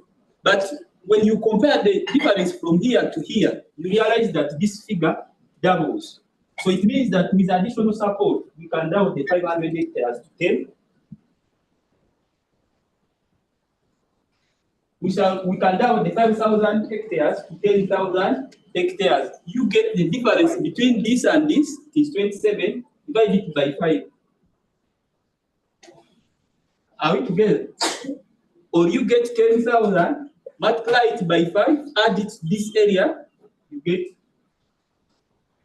the other area. I think we are together. So we made it that each target we are having under 2023, it is a double effort on condition that we get extra support. But if we don't have extra support, this is what we can have in line with the projects and the programs we already have in the country, so they become unconditional. Maybe you will ask, let's have questions in the end. The same have to increasing efficiency of wood and non-wood forest product value chains. So we got, this is computed from the sawmill, whereby we are looking at the cubic meters of the round wood we are getting vis-a-vis the usable product we are getting times 100. So we are saying that this is where we have currently, but we can scale it to 60, meaning when it is at 45, meaning what is not useful is 55% of the 100 cubic meters of what? Wood you're using. So when you scale it to 60, it reduces from 55, just subtract 15, the other will be the balance. But on additional support, we can scale it even to 75. Are we together? Then where we are having to be established, we want you to help us establish. If you agree with the intervention, give us the baseline. But when you're giving us the baseline, make sure you can explain where you got it as we are going to defend ours. Because it's going to be assessed, as the commissioner mentioned. Yes, and let's make it to everybody's student. The intervention may be very, very good. It's set ourselves to do the target, but don't have the baseline. So I encourage people that don't give up intervention, which are very good, because you don't have the baseline. The issue is that can we strive to, in the first year of the NDC, to establish the baseline as you continue to implement that good intervention. Otherwise, if you predict that you fear to be trapped in terms of reporting, and you leave out something which is really very, very important in terms of adaptation mitigation, it will be a disservice. So the first year of the NDC implementation, we better strive to put the baseline of that good intervention, which is like a baseline. Then we continue to implement the baseline because it is good in nature. So it is not by mistake, or it is not a problem.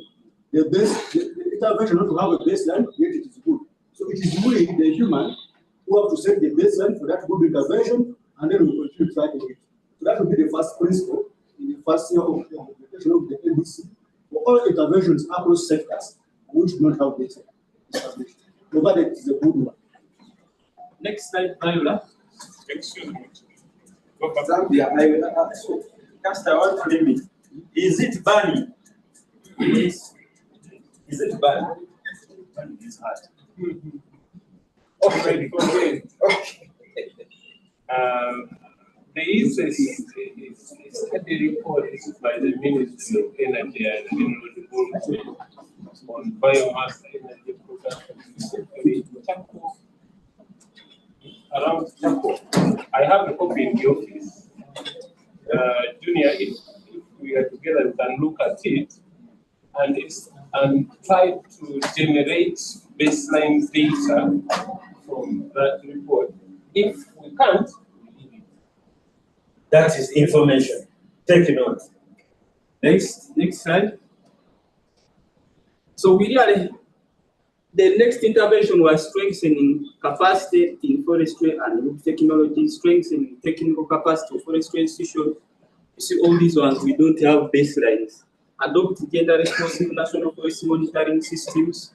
Yes. Another slide. Aha. So first go back to the other slide.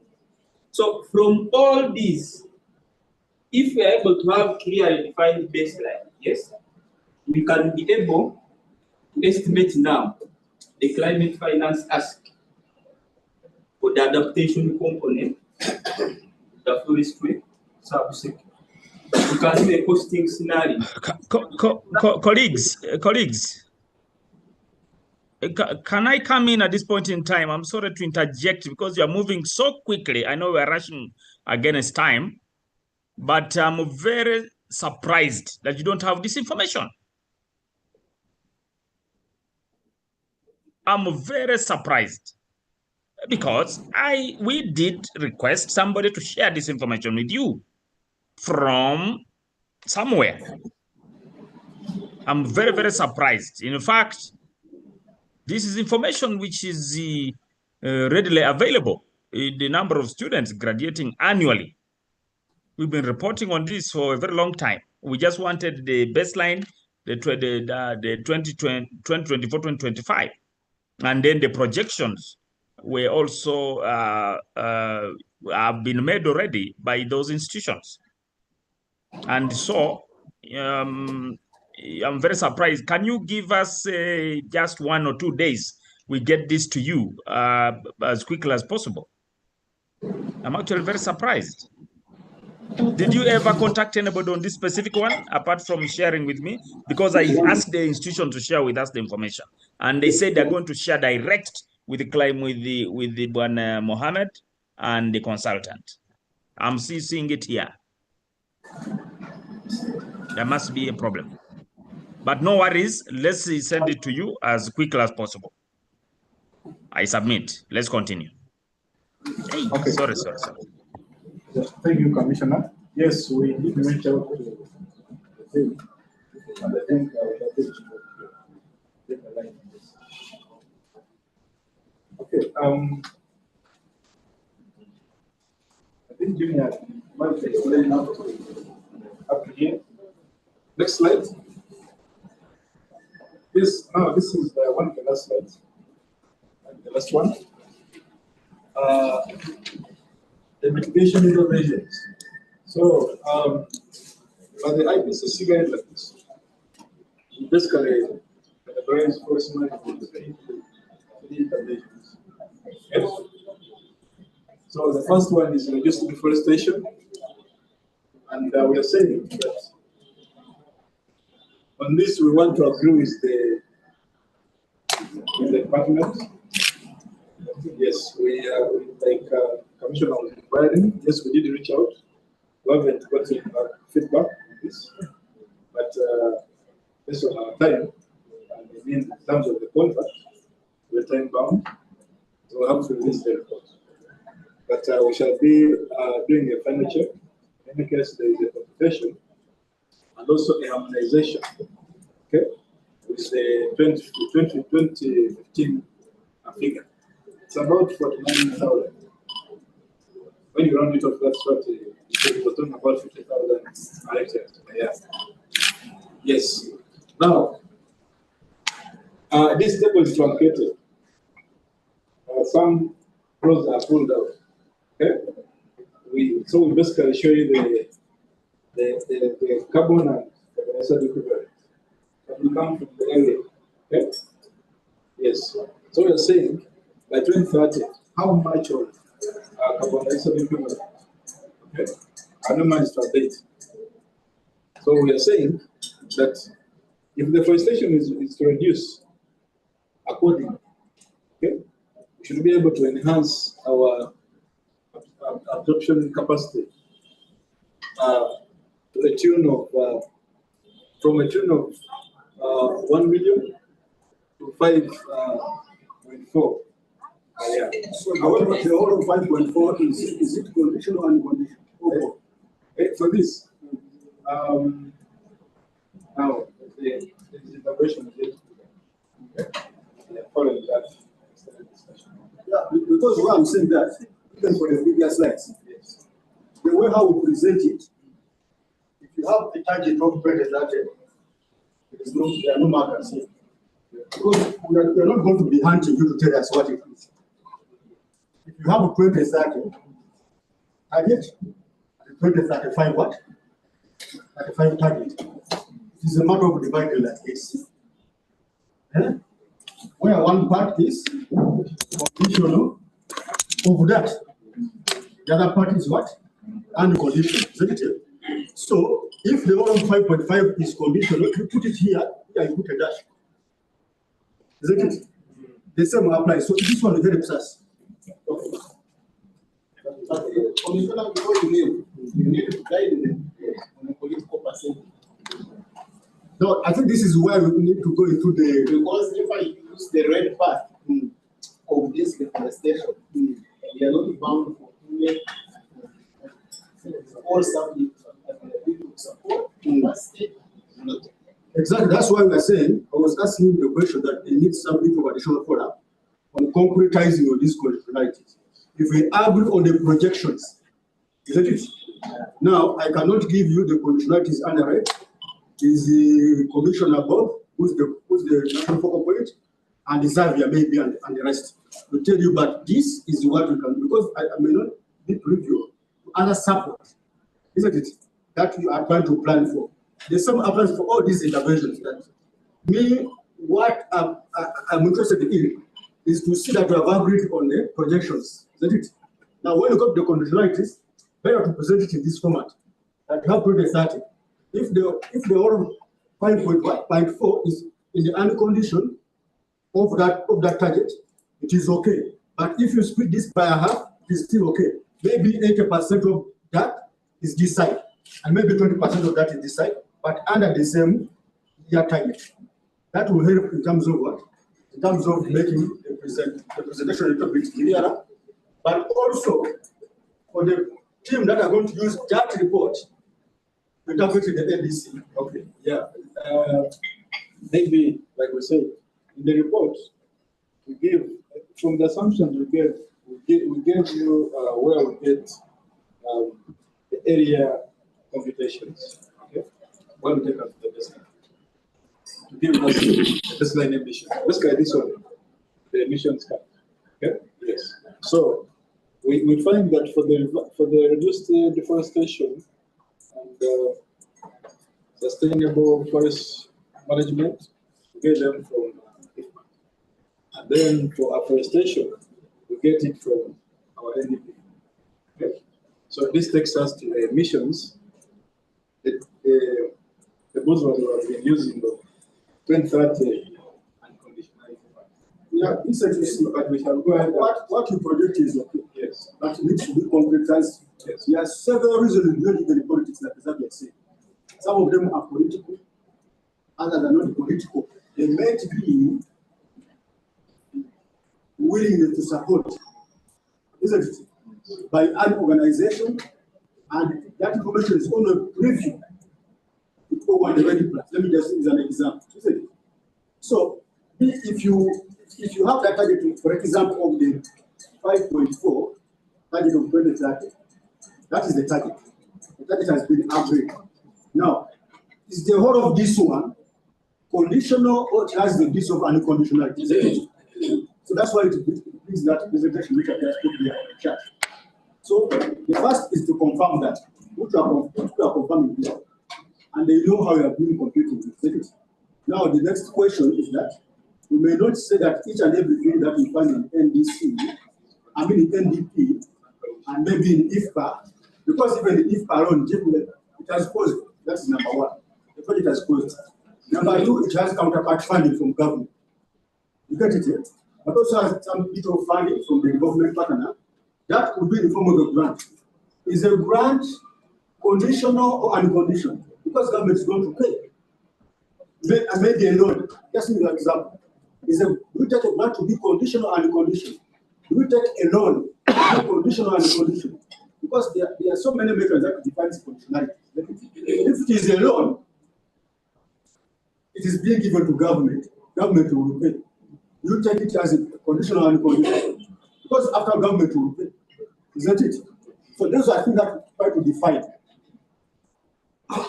But if it is a grant, maybe it is what? It is conditional. I mean, you are just giving us, supporting us to pay, isn't it? If it is a loan, we have to pay. So it is not on the side of conditional. You get it here? So we look at those interpretations of how do we define the conditionalities. Then it makes a lot of sense. Something which is going to be paid by government, isn't it? Government can count on it to be unconditional. After all, we shall pay. Isn't it? So that's why I'm saying that if you put these targets, then you do an extra mile to go and sit with the custodian of those things. That where do we place it? Do we take the whole of it, this side to this side? How do you split? So there are so many mechanisms that can use to split that one. Yeah, thank you, Commissioner. Yeah, of course, supporting on our side, we shall spend the assumptions. Okay, that come with it. Of course, we are assuming. See, in the narration where we give the constant rate of recovery, we also assume that they could find financing. Okay. And then we shall go ahead and break them. Because when we agree on the target, okay, now we can go to the political side, okay, and find ways of assigning. Yes, and in doing so, all things that government think that they go to the unconditional is what has been planned, what is being planned. Isn't it? That is one principle. So when you understand what is being planned, then you go to ask an extra mile. Is what is being planned going to be a loan? What form of support are you going to receive from what is being planned? All these help to shape the conditionality. And in so doing, then if 20% of what's being planned in terms of the project is going to be some support. So maybe we can agree to carry that 20% in terms of the condition. You get it? Or 80% in terms of the condition. So the assumptions and mechanisms and parameters that government can base on. Because there are projects that are being planned, there are projects which are running, and we base on all of them to target into the NDC as part of the conditionality. But there are also other commitments that people do as part of their social corporate responsibility. Where do we put them? Coca-Cola has been supporting pre-planning. Uganda Kingdom has been supporting. Other kingdoms are also supporting. You see them coming represented. Where do we put that? Because nobody is giving them money, but they're doing it as corporate social responsibility. And we also get that if we know it like a roofing and we put it as a part of our unconditional. So there are so many things that can play in terms of defining unconditional. That's why the methodology has to be elaborated. How do we define unconditional? And then from that, now my interest in that, whatever is conditional and unconditional, now for us it comes to define the financial resources required. Because you cannot do that, isn't it? You can get the figure, isn't it? But that figure, where it ends is resource mobilization. NDC is resource mobilization to fulfill the Paris Agreement. So that's when we can see that 80% of the required total resources required to fulfill the NDC is coming from external financing. Maybe 2% is from what? From the government of Uganda. So we can tell you how these constraints are being done. When you talk with them, they can tell you extra because they know what is being done behind there in the first value. But also the other point which I want to mention in the forestry. Colleagues of forestry don't be very serious and critical on issues of conditionalities. Because you remember that we also have carbon projects, isn't it? Now, carbon projects are more of the private sector, isn't it? So where do we place them? That also becomes in terms of setting the targets, the long term and the ambition. If you cross most of them, that means that we shall always stick to what we have available reduced in the forest. That is clear because we're not going to do things which are beyond the NDC.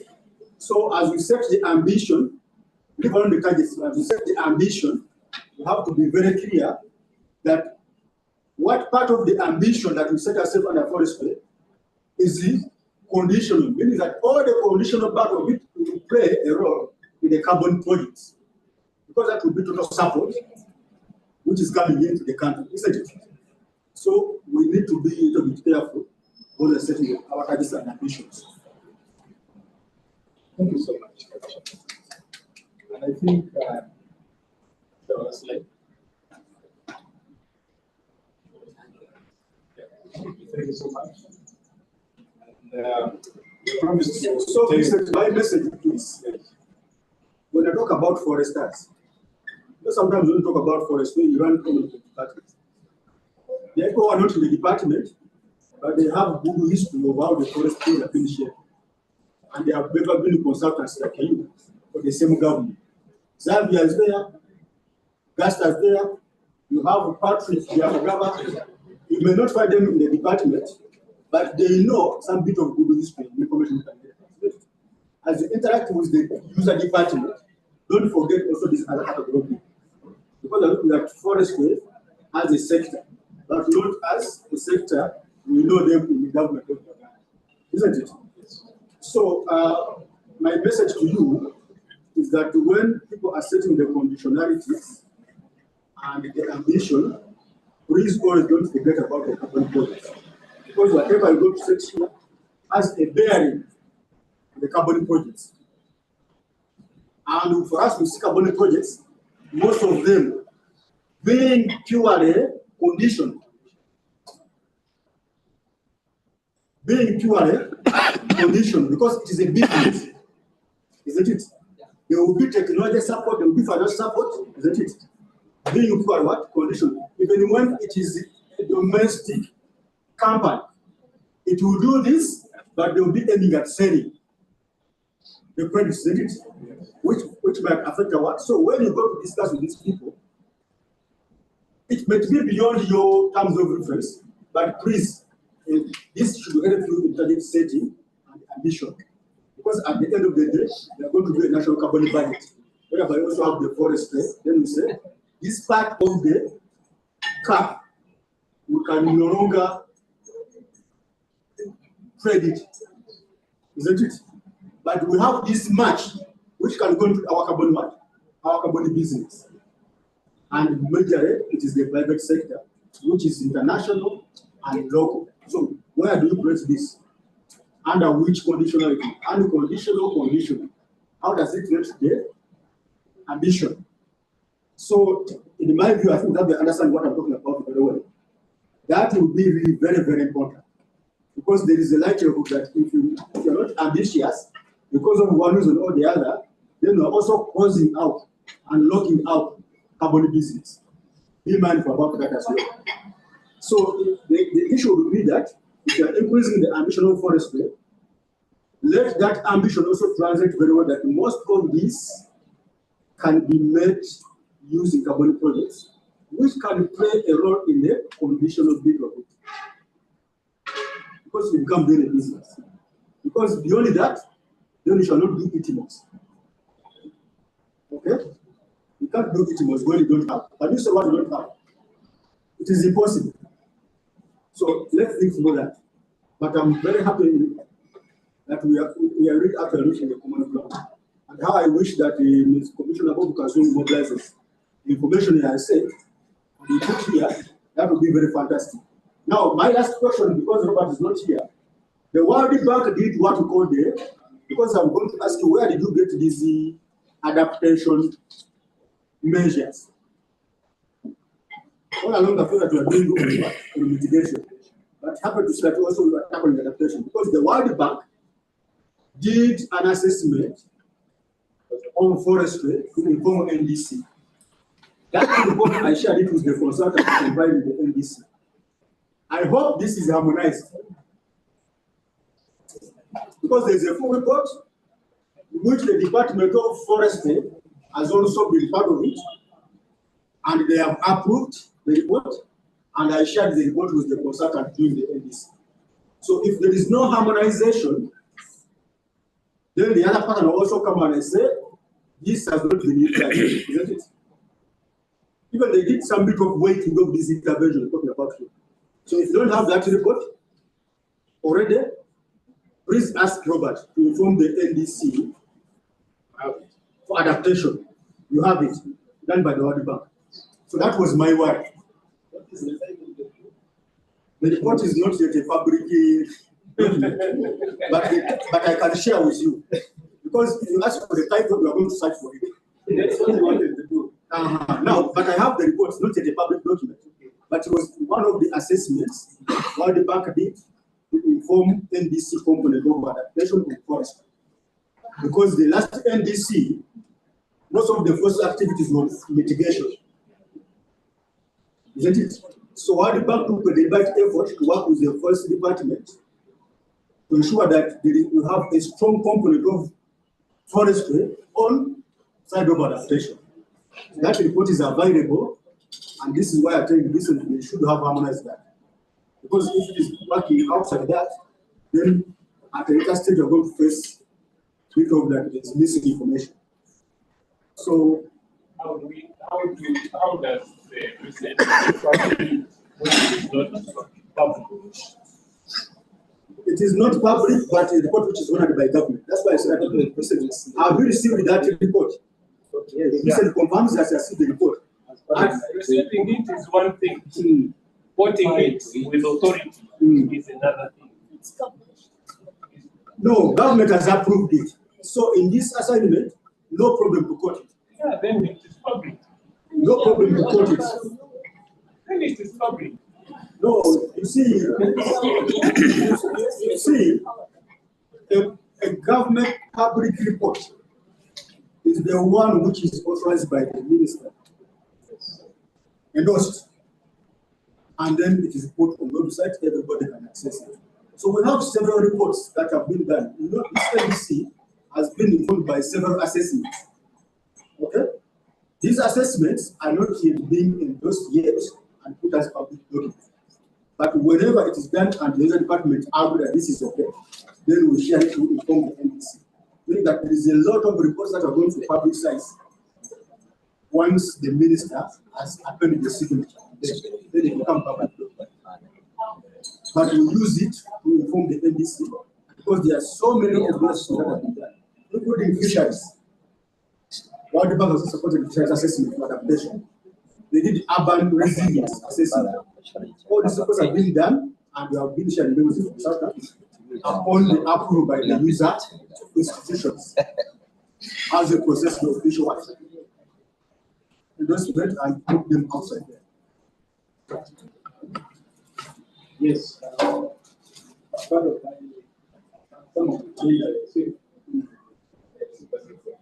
Okay, so there is harmony. Also, in reporting the documents, published.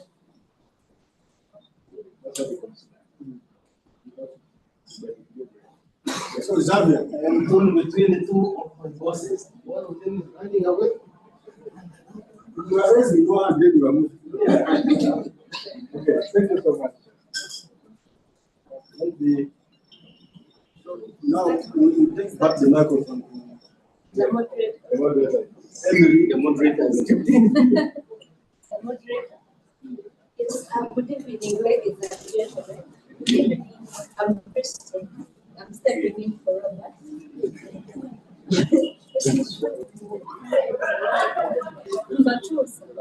So I found the nice agenda item. Thank you so much for the ideas you shared. I know you take actions. So before we close, I want us to operate on those actions and see the responsible within the deadlines. I request Viola to be taken. So one of them that I captured was because I'm not sharing information. I noted one report from the highlighted by Commissioner Board.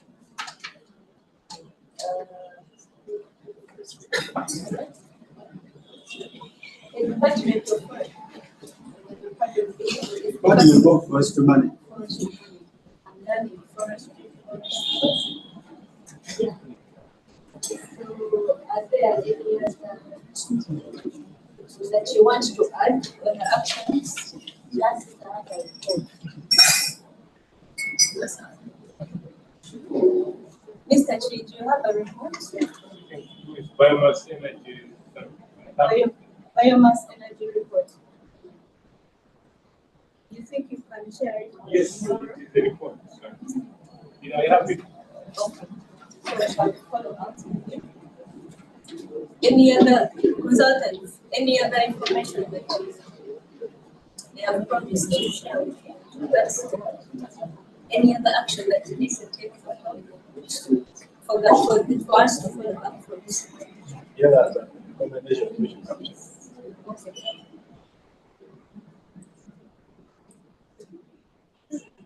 So I take note from the communication from the that they take note of all the recommendations we provided, and they will address them in the approved draft of the report. I would like to propose to give us a way forward to this meeting. Okay.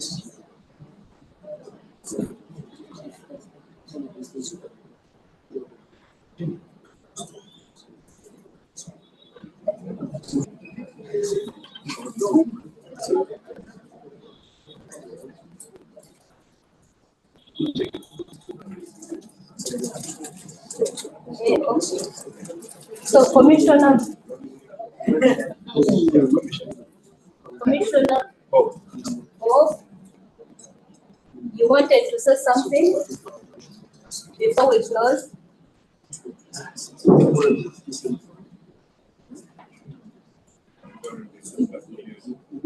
Well, what can I say apart from saying that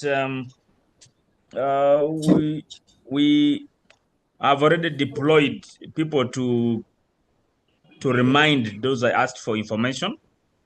I've also requested my GIS and mapping team to share the historical rates of deforestation, which was requested, and I think we haven't received it. They had promised to send it to me by 3 p.m. It's gonna get to you today because it is available. I don't know that we have anybody from, is somebody from GIS and mapping in that meeting? I know we deployed them into a major field activity. I know I have colleagues from the department, John Baptist and Eve, who are there. I don't know whether Brian is there or not, but Brian Buanika. But if there is nobody else, okay, no problem. We will get that information. I just wanted to mention that information is available. The information about how many students have been trained by 24-25 base year is available, and the projection is also available. The information about those forest officers trained is also was requested from the institutions that are training forest officers, Makerere and Ndeje, and those are the two we targeted. We sent out that information and they promised to send it direct to the consultants. We are giving them a reminder. I've already given a reminder and I've tasked some people to follow them up starting this evening and tomorrow morning. We will have that information. We need to confirm those deforestation targets that, reduced deforestation targets that you have presented in there. I need to confirm them with my technical experts. There are some figures we thought we were not agree, but we will confirm that with you tomorrow. And what I can say is that we don't have time. And so we want to share with you this information as fast as we can so that we can have this get out of our way. We have a lot of other things that we are doing. We shall not keep on this one. So I pledge and promise as the head of assessment and mapping in this country, that this information is going to come to you, but also as acting commissioner for this week, that this for forestry, that this information is going to get to you as fast as possible. Asante sana. Thank you very much. Thank you so much, Commissioner. I just want to summarize from my part. It helps. One, we have requested the consultants to put down the recommendation and challenges by first. Okay? Including the data gaps that we are seeing when doing this assignment. This will help us, isn't it? In improving from our side what we don't have. That is number one. Number two is the issue of the presentation of the conditionalities. We have provided some bits of improvement. We put our target, but our target is really maybe at 2030. We present the conditional and unconditional bit of it. So how we present this information in the court? I hope recently got it. Yes. Like what I've done that side. It will help a lot. Then in the baseline for deforestation, we say that we use the framework because it's published, isn't it? So there is one of the target there. We said, based on the prayer, I think nobody proposed something which is very, very good. So recently, I think also got that in very well. And then the general recommendation that when it comes to the conditionalities, we encourage you to move to the user department. Sit with them and set the conditionalities because they have most of the information and they have the assumptions on which these conditionalities can be set because they have the information that we need. That's it. So on this one, people like Xavier, they can feel free to join, isn't it? When sending that conditionality, but it is important to set the conditionalities working with the user ministry, user department in that. Because most of the information that informed all what we are seeing, they have the information behind that. They know who is going to support, they know who is planning to be supported, isn't it? And they are preview setting some of the targets that have been seen in NDP4 and the rest of the documents. So that will help in concretizing the conditionalities. So I think this is what 1, 2, 3, 4. The 4 elements on my side. Thank you so much, Commissioner. I've also received a notification from Robert informing us that the area of certified forests is 40,000 hectares. I think there was a discussion around that. So he's giving information that the certified forest, the area of certified forest is 40,000 hectares. You can take. And then when we setting the methodology, I think that was Junior.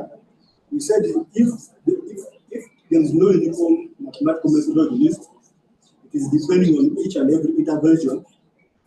It will be good to clarify with that. Because we are to end is about tracking progress, how are the targets set. That's a question you're going to be asking. How are the targets set? So if we are very clear on the methodologies, of setting those targets, that will be very, very important, especially those who have passionate part, maybe mitigation. Thank you so much. Thank you, the Ministry of Water and Environment, the specific department, for committing to support the finalization of this report. I look forward to more engagement from the consultants who will be reaching you specific time. The corporate size, the action that we will perform. So, I'm very just give us a way forward after this meeting. When do you expect to have the report? Because this has been a validation. After it has been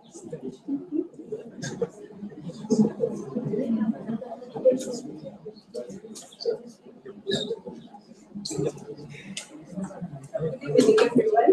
Good evening. First of all, I would like to thank everyone for responding to the invitation and also sharing out.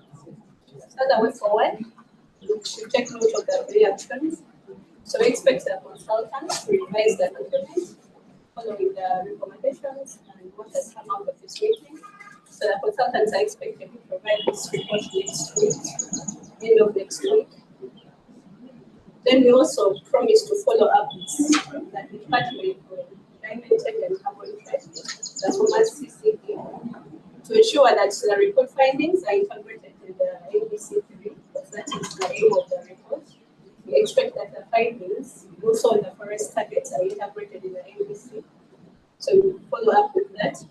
We also intend to share the report after it has been finalized with everything, because we intend to publish the report. So we promise to share with everyone. On the administrative part, Before I begin, because one solution at the beginning shall work out. Now, I think it's important. We shall not have another validation. It's not time. But we put as a way forward that the DMF, the Department of Forestry Management, that it will validate the input that we have given and we approve as simple as that. Don't expect all of us to come. We'll be delaying a lot of time.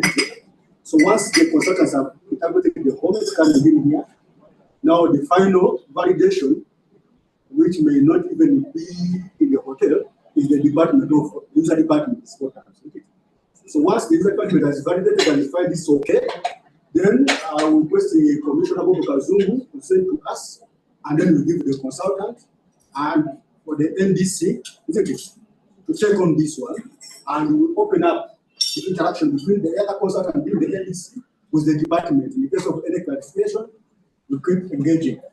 And even our consultants who have worked with this report can also be part of that conversation with the Department for Forestry, the consultant doing the NDC, and the consultants which have worked on this report. Because the other may need some bit of clarification. So that would be a good way forward.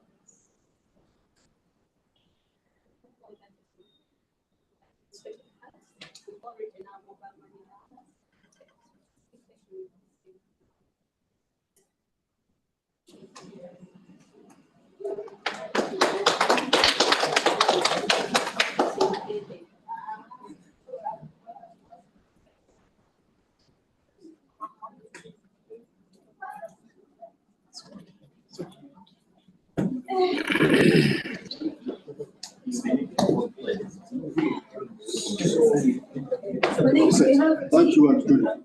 I